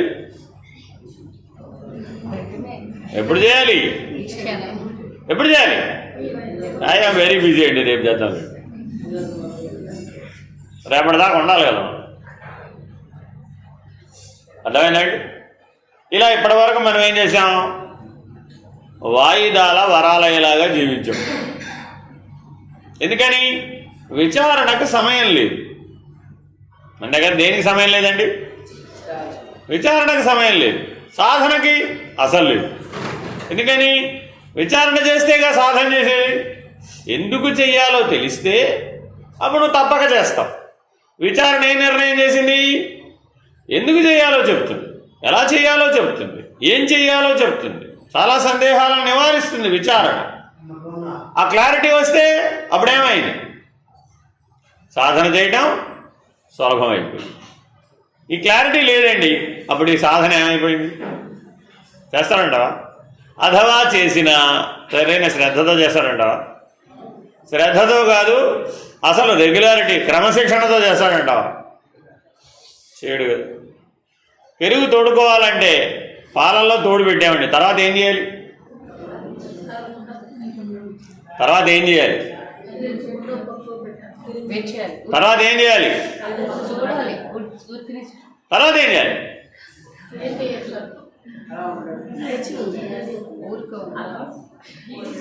మనమేం చేస్తున్నాం? కాదు, తోడుకుందో లేదని మాటి మాటి కదిలిని చూస్తున్నాం. ఎలా ఉంది చూడండి. మీరు మాటి మాటికి గిన్నెని కదిలి 5 నిమిషాలకు ఒకసారి గిన్నెని కదిలిస్తూ ఉండండి, ఏమైపోతుంది? మర్నాటికి తోడుకోకపోగా ఏమవుతుంది? ఫినిష్డ్, చేదెక్కిపోదు. దాంట్లో రివర్స్ బ్యాక్టీరియా రివర్స్ ప్రాసెస్లోకి వచ్చేస్తుంది. ఏ బ్యాక్టీరియా అయితే గుడ్ బ్యాక్టీరియా ఉండి దాన్ని పెరుగుగా మార్చాలో ఆ గుడ్ బ్యాక్టీరియా పనితనం ప్రారంభించబడకపోగా బ్యాడ్ బ్యాక్టీరియా రెండు అక్కడే ఉన్నాయి. ఇది పనిచేస్తే అదేం చేయలేదు, ఇది పని చేయకపోతే దాని యాక్టివిటీ పెరిగిపోయింది, వెంటనే పాలు విరిగిపోయి చెడిపోయి. జాగ్రత్తగా గమనిస్తే మానవ జీవితం అంతా కూడా పెరుగు తోడు పెట్టినట్టేనా కాదా? మీకన్నీ అక్కడ పరమాత్మకే.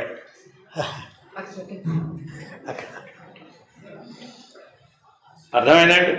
జాగ్రత్తగా గమనిస్తే మరి మానవ జీవితం ఇలా ఉందా లేదా? ఎక్కడ వేచి చూడాలో అక్కడ మనం వేచి చూడటం లేదు.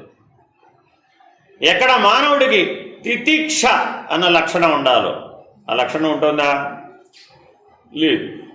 ఎక్కడ శ్రద్ధ ఉండాలో అక్కడ ఉంటుందా? ఎక్కడ సమాధాన పడాలో అక్కడ సమాధాన పడుతున్నాడా? సమాధి షట్క సంపత్తి మానవ జీవితంలో ఉండాలా అక్కర్లేదా? శమము, దమము, ఉపరతి, తితిక్ష, శ్రద్ధ, సమాధానం. పాఠం బాగా వచ్చు. ఏమిటి శమం అంటే? శమం అంటే అంతరింద్రియ నిగ్రహం ఉందా? అయిందంటారా? మనకి అంతరింద్రియ నిగ్రహం అయిందంటారా? నిగ్రహం అంటే ఏమిటి? నిగ్రహం అంటే ఏమిటి? నిగ్రహం అంటే ఏమిటి? నిగ్రహం అంటే ఏమిటి? నిగ్రహం అంటే ఏమిటి? శారదాదేవిని అడిగారు. రామకృష్ణ పరమహంస గారు విడిపోయిన తర్వాత శారదామాత గారు ఆ పీఠాన్ని అలంకరిస్తే, అమ్మా నిగ్రహం లేకపోతే ఏ సాధన ఫలించదు అంటారు కదా, నిగ్రహం అంటే ఏమిటో కాస్త చెప్పమ్మా అన్నారు. ఏమైనా చదువుకున్నారంటారు శారదామాత గారు? మరి ఎలా చెప్పాలి? మిమ్మల్ని అడిగారు అనుకోండి, ఎలా చెప్తారు? ఇప్పుడు చెప్పినట్టే. ఇప్పుడు మీరు చెప్పిన మాటలన్నీ ఎందులోవి? పుస్తకంలో. ఆవిడేం చెప్పింది చెప్పండి చూద్దాం. అది నాలుక మీద పటిక బెల్లం ముక్క పెడితే నోట్లో నీళ్లు ఊరకపోతే నీకు నిగ్రహం అన్నట్టే నాయన. పో, చిన్నపిల్లకైనా అర్థమైనా అర్థం కాలేదు. అర్థమైంది. నోట్లో పటిక బెల్లం ముక్క పెడితే నీళ్లు ఊరకపోతే, ఇప్పుడు నీళ్లు ఊరినాయి, నువ్వు దాన్ని గుర్తిస్తే, భోగ్యముగా గుర్తిస్తే, దేని ఎందైనా నిగ్రహం ఎలా పోయింది? అది నాకు భోగ్యం అనుకున్నావు. అనుకోగానే ఏమైపోయింది? రియాక్షన్ స్టార్ట్ అయిపోయింది. ఎక్కడ స్టార్ట్ అయిన ముందు రియాక్షన్? అంతరింద్రియాలలో. ఎక్కడ స్టార్ట్ అయిందండి? అంతరింద్రియాలలో స్టార్ట్ అయింది. అంతరింద్రియాలంటే చైతన్యం అనేది అందులో కలిసి ఉందా లేదు? ఉందిగా. అంతఃకరణం అంటే చైతన్యం వేరైపోయింది. అంతరింద్రియాలంటే ఏమైంది? చైతన్యం కూడా కలిసి. కాబట్టి శమం అంటే ఏమిటి? అంతఃకరణ నిగ్రహం కాదు, అంతరింద్రియ నిగ్రహం. అంటే చైతన్యంతో సహా స్వాధీనమై ఉండాలి. కానీ మనుషులందరూ ఎక్కడ ట్రై చేస్తున్నారు? అంతఃకరణాన్ని స్వాధీనం చేసుకోవడానికి నానా కష్టాలు పడతాడు. అంతఃకరణాన్ని స్వాధీనం చేసుకోవడానికి నానా కష్టాలు పడేవాడు చైతన్యాన్ని ఎలా స్వాధీనం చేసుకుంటాడు? కానీ ఫ్యాన్ నీకు, ఏసీ నీకు స్వాధీనమై ఉండాలి అంటే కరెంటు స్విచ్ నీ చేతిలో ఉంటే చాలదా? తెలివైన వాడు ఏం చేశాడు? కరెంటు స్విచ్ స్వాధీనపరుచుకున్నాడు, రిమోట్తో కరెంటు స్వాధీనపరుచుకున్నాడండి, అంతే. అప్పుడు కరెంట్ లేకపోతే పని ఏది కాదు. కాబట్టి ఏది సులభమైన మార్గం? చైతన్యాన్ని స్వాధీనపరచుకోవడమే సులభమైన మార్గం. దేంతో? జ్ఞాన మార్గంతో. చైతన్యాన్ని స్వాధీనం చేసుకోవాలంటే ఏం చేయాలండి? జ్ఞాన మార్గంలోనే అది సాధ్యమవుతుంది. మిగిలిన వాడితో అవ్వదు. రిమోట్లో ఇన్ఫ్రారెడ్ ఉండాలా వద్దా? లైట్ పనిచేసేది ఏంటో ఆ ఇన్ఫ్రారెడ్ లైట్ తోటే. ఇక్కడ నొక్కితే అక్కడ ఎలా పని అయింది? వెళ్ళకర్ర ఇక్కడి నుంచి ఆపరేట్ చేసావు. ఈ చిన్నమ్మాయి కూడా ఆపరేట్ చేయొచ్చు రిమోట్ తోటి. ఏసీ ఆన్ చేస్తే చేయకూడదా? ఎలా పనిచేసిందంటావు? టెక్నాలజీ. ఏమిటో టెక్నాలజీ? ఆ బల్బు తీసేసాం అనుకోండి. ఆ రిమోట్ పైన చిన్న ఎర్ర బల్బు ఉంటుందండి, ఆ బల్బు తీసేసాం. పనిచేయమనండి. పనిచేస్తుందా? ఎందుకని? దానిలో ఆయువు పట్టు. అదే నీలో ఆయువు పట్టు నీ హృదయమే. ఆ చైతన్యం ఎక్కడ ఉంది ఇప్పుడు? నీ హృదయంలోనే. మనం మన హృదయాన్ని తెలుసుకోగలిగామా?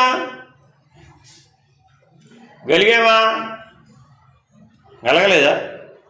దేన్ని తెలుసుకోగలిగాం? అంతఃకరణాన్ని తెలుసుకోగలిగాం, పనిముట్టుని తెలుసుకోగలిగాం. కానీ హృదయాన్ని తెలుసుకోలేకపోవడం చేత చైతన్యాన్ని మనం. కాబట్టి నువ్వెప్పుడు ఎక్కడ ఉండాలి? నీ హృదయ స్థానంలోనే ఉండాలి. నీ చైతన్యాన్ని గుర్తించాలి. ఆ చైతన్యాన్ని నీ స్వాధీనంలో ఉంచుకోగలిగితే శమం అనే లక్షణం సాధ్యమవుతుంది. దమం అనగా ఏమి? బాహ్యేంద్రియ నిగ్రహం. అబ్బా అంటే అర్థమేమి?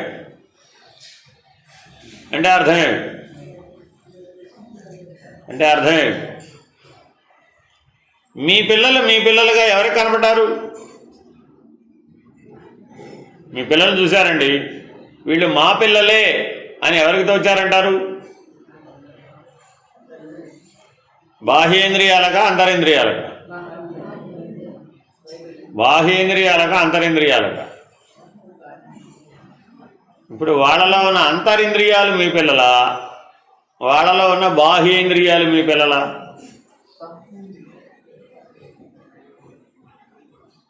రెండు చోట ఉన్నాయా లేవా? స్కూల్కి వెళ్ళిందండి ఈవిడ వాళ్ళ అమ్మాయిని తీసుకురావడానికి. ఇప్పుడు వాళ్ళ అమ్మాయిని గుర్తించాలా వద్దా? పిల్లలందరూ ఒకే డ్రెస్లోనే ఉన్నారు, అందరూ బ్యాగులు వేసుకుని పరిగెట్టుకుంటూ వస్తుంటారు. ఎలా గుర్తించాలి? వేరే వాళ్ళ అమ్మాయిని పట్టుకెళ్ళిపోతారు, కుదరదా? ఎలా ఎలా గుర్తించాలి మరి? వాళ్ళ అమ్మాయిని గుర్తించాలా వద్దా? వాళ్ళ అమ్మాయి అమ్మని గుర్తించడం బెటరా, అమ్మాయిని గుర్తించడం బెటర్ అంటారా? ఏమండి? కాబట్టి వాళ్ళలో ఉన్న అంతరింద్రియాలని మీ పిల్లలు అంటున్నారా, బాహ్యేంద్రియాలని మీ పిల్లలు అంటున్నారు?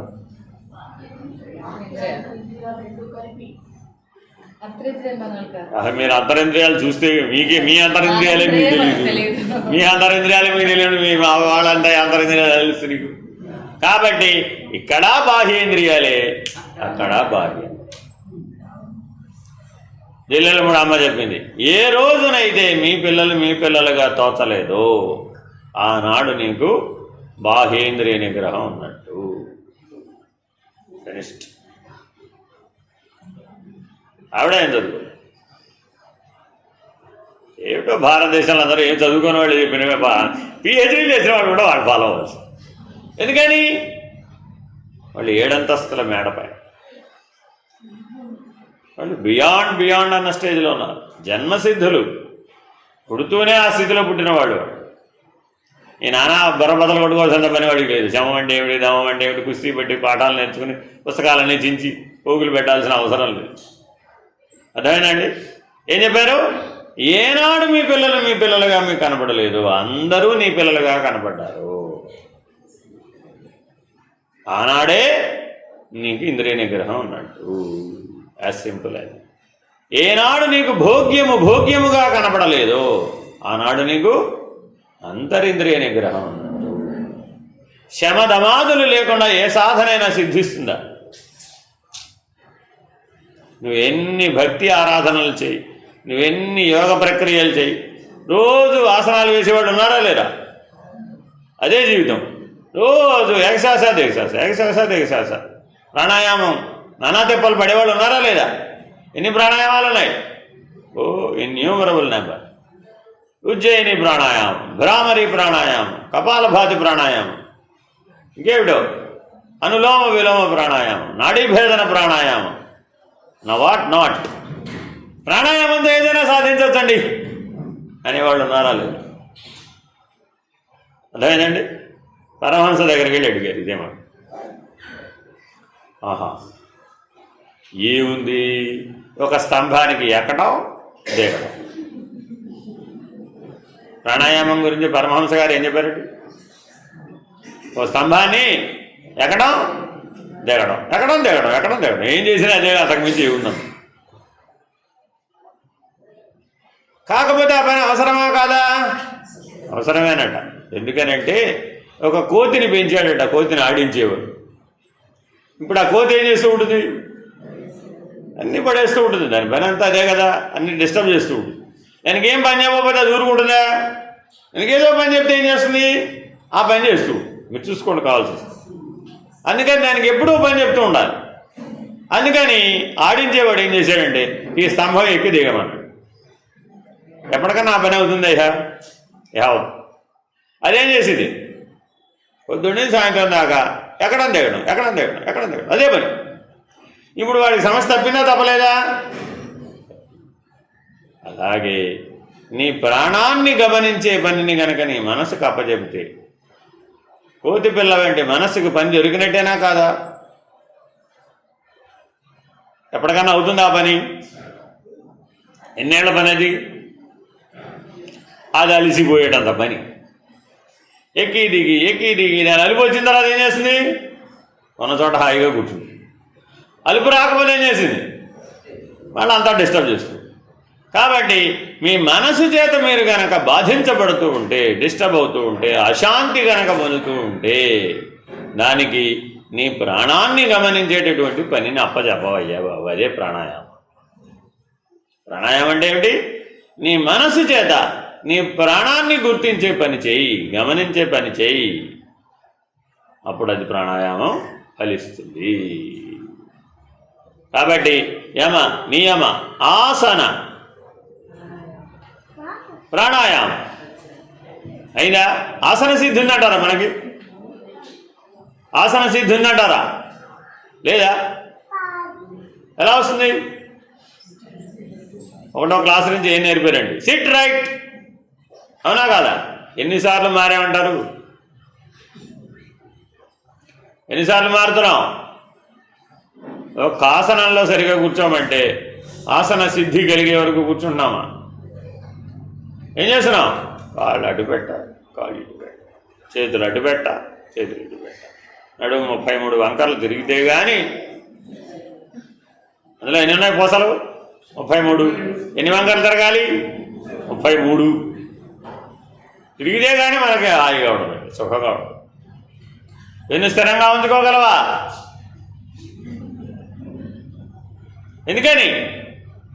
ఇంకేమండి బాబు, 70 ఏళ్ళు వచ్చింది, నడువు వంగిపోయే టైం వచ్చింది, కానీ ఇప్పుడు నడువు స్థిరంగా వచ్చే టైం కాదండి బాబు.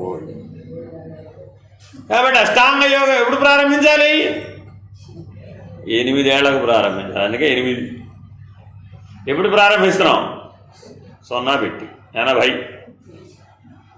మరి ఏమని ఆసన ప్రాణాయామ ప్రత్యాహార ధ్యాన ధారణ సమాధులన్నీ అవుతాయా? వచ్చేదా? నువ్వు చూసుకుందాంలేండి. వాయిదాల వరాలయ్య. మరి 7 అంతస్తుల మేడ తెలుసుకుంటుందా?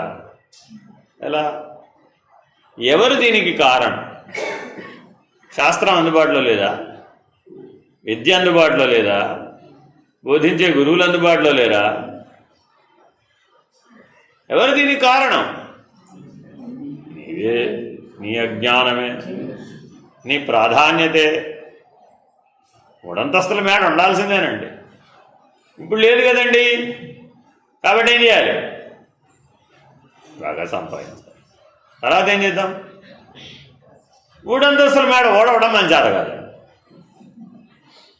దానికి మళ్ళీ వేరే మనిషి కాదు. ఎందుకని? సామర్థ్యమే, బలమే మానవ జీవితాన్ని శాసించేది. బలం లేకపోతే బలహీనుడివే. సమాధి షట్క సంపత్తి అనే బలం లేదండి, అప్పుడు మరి ఎలా సాధిస్తావు? సాధించాలి. ఉపరతి ఎప్పుడూ పైనే ఉండాలి, కిందకు తక్కువ. ఉపరతి అంటే అర్థం ఏంటి? ఎప్పుడూ పైనే ఉండాలి, ఎప్పుడూ లక్ష్యస్థితిలోనే ఉండాలి, అసలు బయటికి రానేకూడదు. దాన్నే ఉపరతి అంటారు. ఎప్పుడూ హృదయస్థానంలోనే ఉండాలని గురువుగారు చెప్పారండి. గురువాక్యంతో కర్తవ్యం. నీ కర్తవ్యం ఏమిటి? గురువుగారు ఏం చెప్తే చేయడమే, అంతే. నేను రానండి, అంతే, పో, దట్స్ ఆల్ అని ఉండగలిగిన వాళ్ళు ఎంతమంది? అక్కడే ఉండ నా వంకాయ కూర ఎవడు చేస్తాడండి, నా బీరకాయ కూర ఎవడు చేస్తాడు, మీరు వచ్చి చేస్తారా అంటే, నువ్వు అక్కడ ఉండవయ్యా, తెలుస్తుంది నీకు.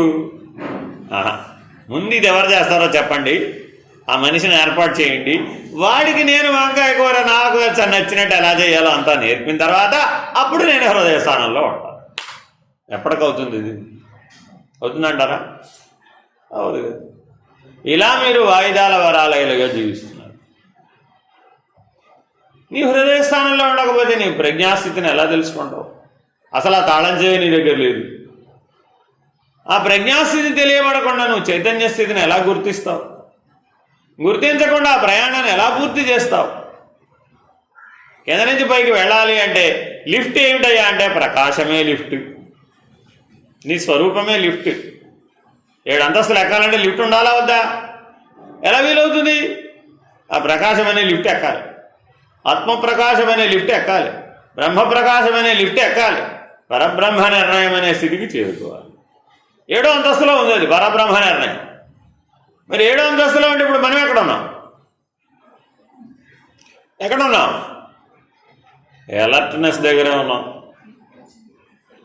ఎలర్ట్ అవ్వాలి, అవేర్నెస్ అవ్వాలి, అబ్స్ట్రాక్ట్ అవ్వాలి, అబ్సల్యూట్ అవ్వాలి, బియాండ్ అవ్వాలి, బియాండ్ అవ్వాలి. అందుకని సప్త జ్ఞాన భూమికలు.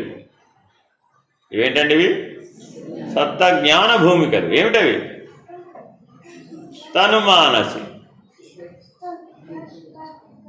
తనుమానసి, తర్వాత అసంశక్తి, తర్వాత సత్వాపతి, తర్వాత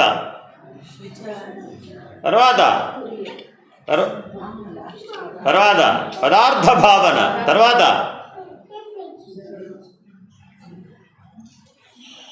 పుస్తకం అన్నా రాకపోతే ఏం చేసేది? పోనీ 7వ అంతస్తు ఏమిటి? తుర్యగా.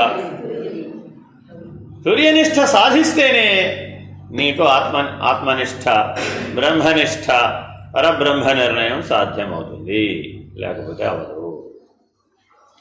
కాబట్టి 7 అంతస్తుల మేడ మీ లోపల ఉందా లేదా? ఇప్పుడు సప్త జ్ఞాన భూమికలే 7 అంతస్తుల మేడ. మానవుడు మాత్రమే సాధించగలిగేటటువంటి 7 అంతస్తుల మేడ. రోజులో మన సమయం ఎంత? ఎవరికైనా 24 గంటలే. 24 గంటల సమయంలో ఈ సప్త జ్ఞాన భూమికల మీద అసలు మనం దృష్టి ఎప్పుడు పెట్టాం? ఎంత సమయం పెట్టాం? ఎప్పుడు ఎక్కామా లిఫ్ట్? ఏ అంతస్తులో ఆగింది? ఏ బటన్ నొక్కాలి? 7 అంతస్తుల్లోనూ ఆగొచ్చుగా లిఫ్టు. సరాసరి 7వ అంతస్తుకి వెళ్ళగలిగే వాళ్ళు లేరట. ఉన్నారు. వాళ్ళెవరు? మహానుభావులు, సాధువులు, ఋషులు, మునులు, మహర్షులు. ఎందుకని? వాళ్ళకి మిగిలిన 6 అంతస్తుల్లో పని లేదు, అవసరం లేదు.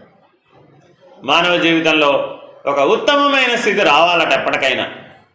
అదేమిటంటే పని లేని స్థితి, అవసరం లేని స్థితి. జీవన్ముక్తుడు నిష్క్రియుడు, ఏమీ చేయడు, ఏ క్రియ లేదు. అకర్త. జీవన్ముక్తుడు ఎటువంటి వాడండి? అకర్త. ఎందుకని? ఆయనకి ఏ భేదభావం లేదు. భేదములు ఎన్ని రకాలు? సజాతీయ, విజాతీయ, స్వగత భేదము. ఎన్ని భేదములండి? సజాతీయ, విజాతీయ, స్వగత భేదములు. అంటే అర్థమేమిటి? ఈ చెట్టు ఆ చెట్టు ఒకటేనా? కాదా? అదేమిటి? సజాతీయ భేదం. మామిడి చెట్టు, వేప చెట్టు ఒకటేనా? కాదా? మామిడి చెట్టు, వేప చెట్టు ఒకటేనా? కాదా? ఒకటేనా? కాదా? కాదా? సజాతీయ భేదం. ఏ చెట్టు అయినా ఉన్నది చైతన్యం. ఉందా లేదా? భేదం ఎప్పుడు ఉందా లేదా? లేదు. ఎందుకని? చైతన్య దృష్టితో చూస్తే మామిడి చెట్టు అయినా వేప చెట్టు అయినా ఒకటే. సూర్యుడు మామిడి చెట్ల మీదే ప్రకాశించాలి, వేప చెట్ల మీద ప్రకాశించకూడదు. కరెక్టే. ఎందుకని? ఎందుకని? ఆయనకు ఆ భేదం లేదు. చైతన్య స్వరూపుడు, పరమాత్మ స్వరూపుడు. మామిడి చెట్టు వేరే, వేప చెట్టు వేరే అనే దృష్టి అతనికి లేనే లేదు. మనం ఎలా ఉన్నాం? అత్తగారు వేరే, కోడలు గారు వేరే. అత్త ఒకటి, కోడలు కాదు. అత్త ఒకటి, కోడలు కాదా? ఎక్కడి నుంచి వచ్చింది? ఇప్పుడు ఆకాశం చూపిపడిందా? ఈ కోడలే అత్త. కానీ మనం ఏ భేదభావంతో జీవిస్తున్నాం? సజాతీయ భేదం. ఒక ఆడవాళ్ళకి మరొక ఆడవాళ్ళకి మధ్య ఇద్దరు ఒకటేనని ఇద్దరు ఒప్పుకొని చూద్దాం. ఒప్పుకుంటారంటారా లేదా?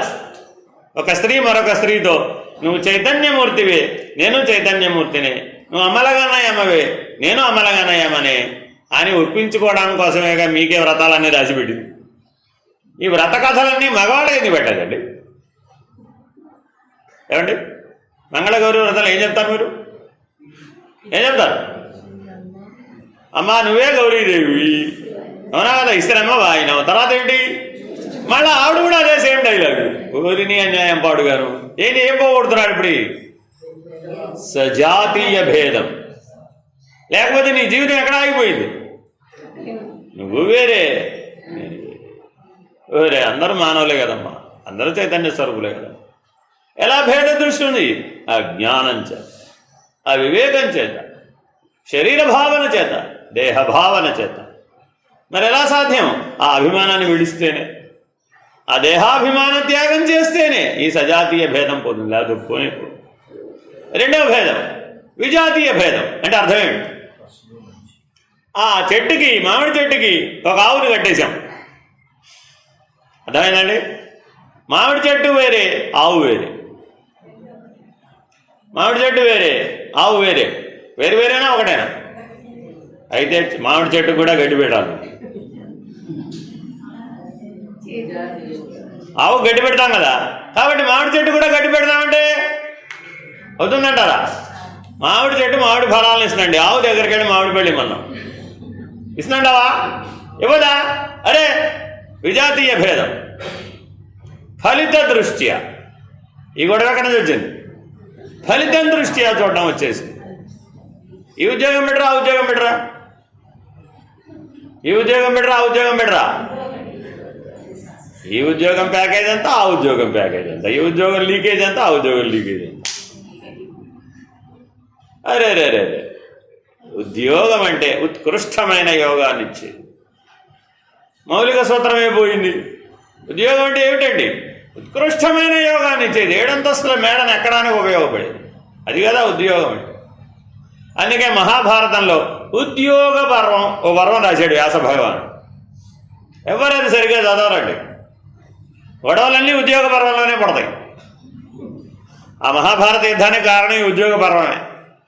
ఎవరెవరి పాత్ర సరిగా నిర్వహించరు, అది ఉత్కృష్టమైన యోగంగా భావించరు, తమ జీవిత లక్ష్యాన్ని మరిచిపోరు.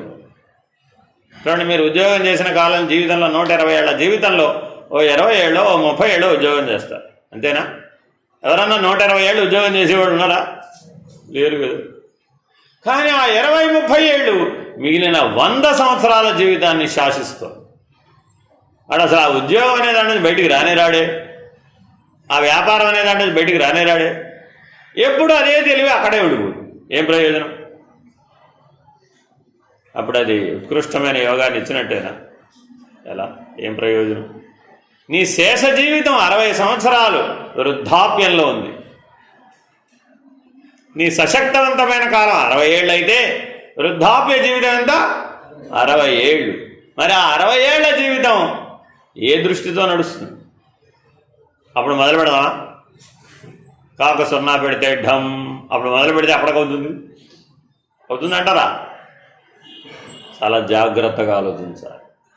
సశక్తవంతమైన కాలం అంతా కాలక్షేపానికి వాడేస్తాం. ఎందుకని? ఈ సజాతీయ విజాతీయ భేదాలను పోగొట్టుకునే ప్రయత్నం చేయడం లేదు. అర్థమైందండి? స్వగత భేదం నెక్స్ట్ లెవెల్ ఏంటి?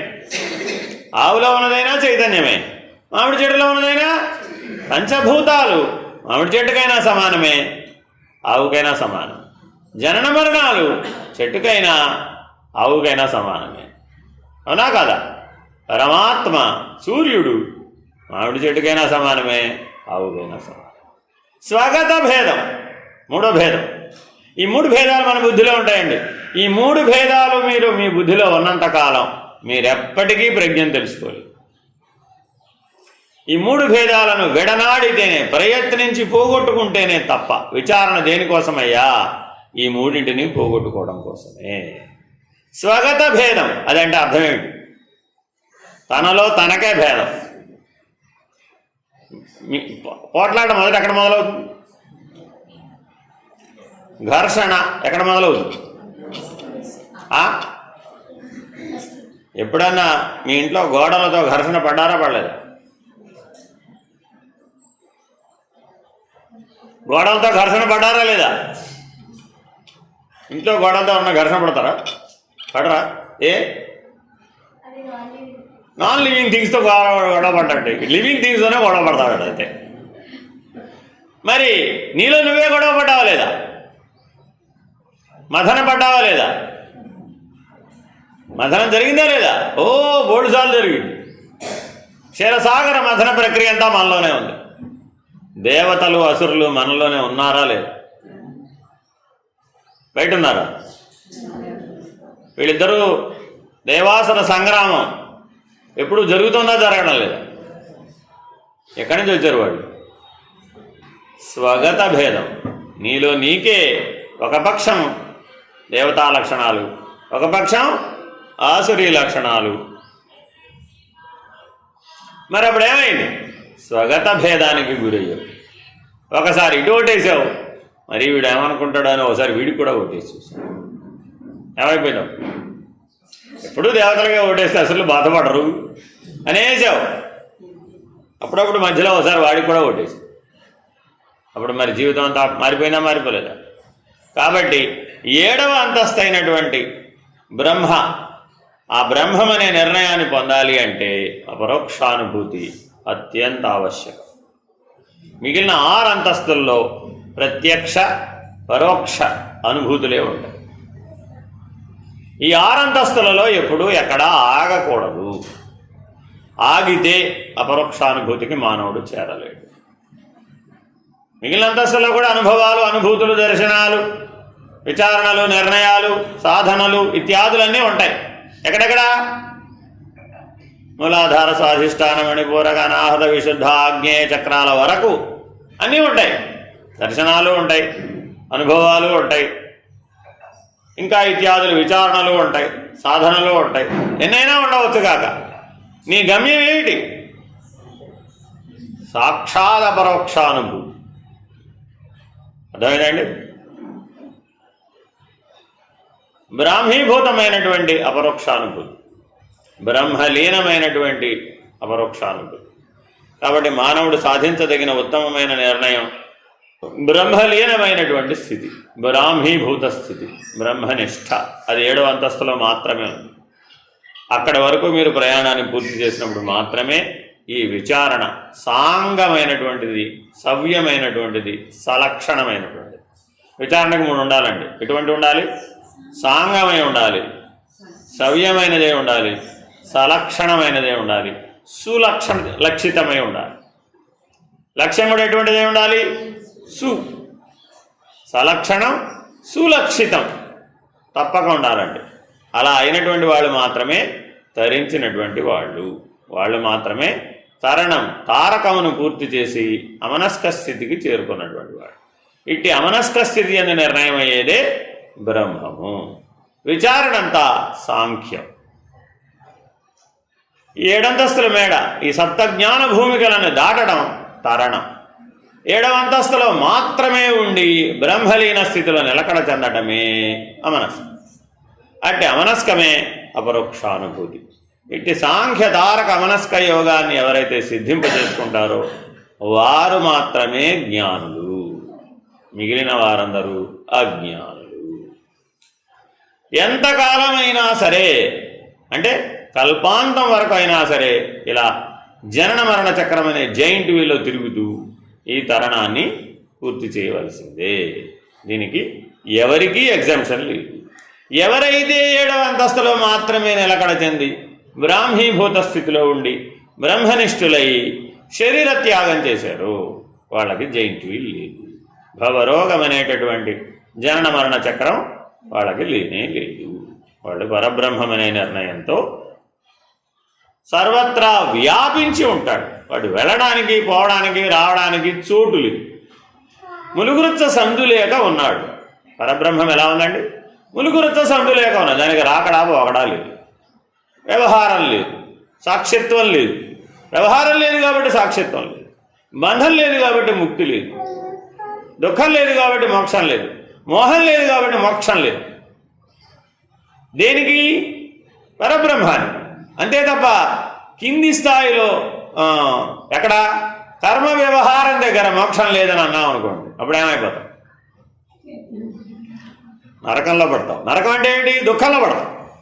నరకం అంటే అక్కడెక్కడ వేరే లోకం ఉంది అనుకునేది, అక్కడెక్కడ ఉండదు. తన దుఃఖమే నరకం అంటారు తథ్యము సుమతి. నువ్వు ఎప్పుడైతే భోవరమని ఏడుస్తావో అదే నరకం, అంతే. దుఃఖానికి కారణాలు అనేకం ఉండవచ్చు, కానీ మానవ జన్మ ఎప్పుడూ కూడా ఈ మధ్యలో ఉన్నటువంటి సప్తజ్ఞాన భూమికలలో తుర్యగా అనే స్థానానికి వెళ్ళి ఆగాలే కానీ తుర్యాతీతం అనే లక్ష్యాన్ని స్వీకరించి అక్కడ ఉండవలనే కానీ కింద ఉన్నటువంటి స్థాయిలో ఎక్కడా కూడా ఆగిపోకూడదు. అలా గనక ఆగిపోయినట్లయితే మీకు ఈ విచారణ మార్గం ఉపయోగపడదు. కాబట్టి కర్మ మార్గాన్ని పూర్ణం చేయాలన్నా ఈ విచారణను జోడించాలి, భక్తి మార్గాన్ని పూర్ణం చేయాలన్నా ఈ ఆత్మ విచారణను జోడించాలి, ఈ యోగ మార్గాన్ని పూర్ణం చేయాలన్నా తప్పక ఈ విచారణను జోడించాలి. జ్ఞాన మార్గం అసలు విచారణే ప్రధానం, మిగిలినవన్నీ అనుషంగికం. ఏది నిరసించమండి. జ్ఞాన మార్గంలో గుర్తుపెట్టుకోండి, అది పనికిరాదు ఇది పనికిరాదు అనేది ఏమీ లేదు. మీ ఇంట్లో ఏది పనికిరాదంటే అన్ని పనికొచ్చే వస్తువులే. పనికి ఉపయోగించుకోగలిగే తెలివి మీకు ఉండాలంతే. గరిటె పనికి రాదా, గిన్నె పనికి రాదా? గరిటె పని గరిటిది, గిన్నె పని గిన్నెది, అంతేనా కాదు? ఒక గిన్నెపై మూత పెట్టాలండి, మూత కనపడలేదండి, ఏం చేస్తావు? మూత కనపడకపోతే ఏం చేస్తావు? మూత కనపడలేదు కాబట్టి వాడు అన్నం వండలేదు అంటావా? ఏం చేస్తావు? ప్రత్యామ్నాయం, గిన్నె మీద గిన్నె పెడతావు. ఉడకదా? నీ దగ్గర తెలివి ఉంటే ఏదైనా అన్నవాడు, తెలివి లేకపోతే అన్నీ ఉన్నా అన్నవాడు, అంతేనా కాదా? కాబట్టి మానవ జీవితం అంతా ఏ పనైనా సరే అది ఏ సాక్షిత్వమైనా అయితే వ్యవహారం, లేకపోతే సాక్షిత్వం. నీ జ్ఞానానికి రెండే భాగాలు, ఒకటేమిటి వ్యవహారం, రెండవది ఏమిటి సాక్షిత్వం, ఆఖరిది సాక్షి అతీతం, నాలుగవది సాక్షిరహితం. అసలు సాక్షి నిర్ణయం కాకపోతే సాక్షి అతీతాన్ని, సాక్షిరహితాన్ని నీవు ఎలా అనుభవించగలవు, ఎలా నిర్ణయించగలవు, ఎలా ఉండగలవు? కాబట్టి మానవ జీవితం గమ్యం చేరటం అంటే అర్థం ఏమిటయ్యా? ఈ సాక్షిరహిత స్థితి అయినటువంటి పరాత్పర నిర్ణయానికి చేరటమే. హరి ఓం శ్రీ గురుభ్యో నమః. హరి ఓం. పూర్ణమద పూర్ణమిదం పూర్ణాత్ పూర్ణముదచ్యతే పూర్ణస్య పూర్ణమాదాయ పూర్ణమేవావశిష్యతే. ఓం తత్సత్. ఓం శాంతి శాంతి శాంతి. హరి ఓం శ్రీ గురుభ్యో నమః. హరి ఓం. నారాయణ నారాయణ.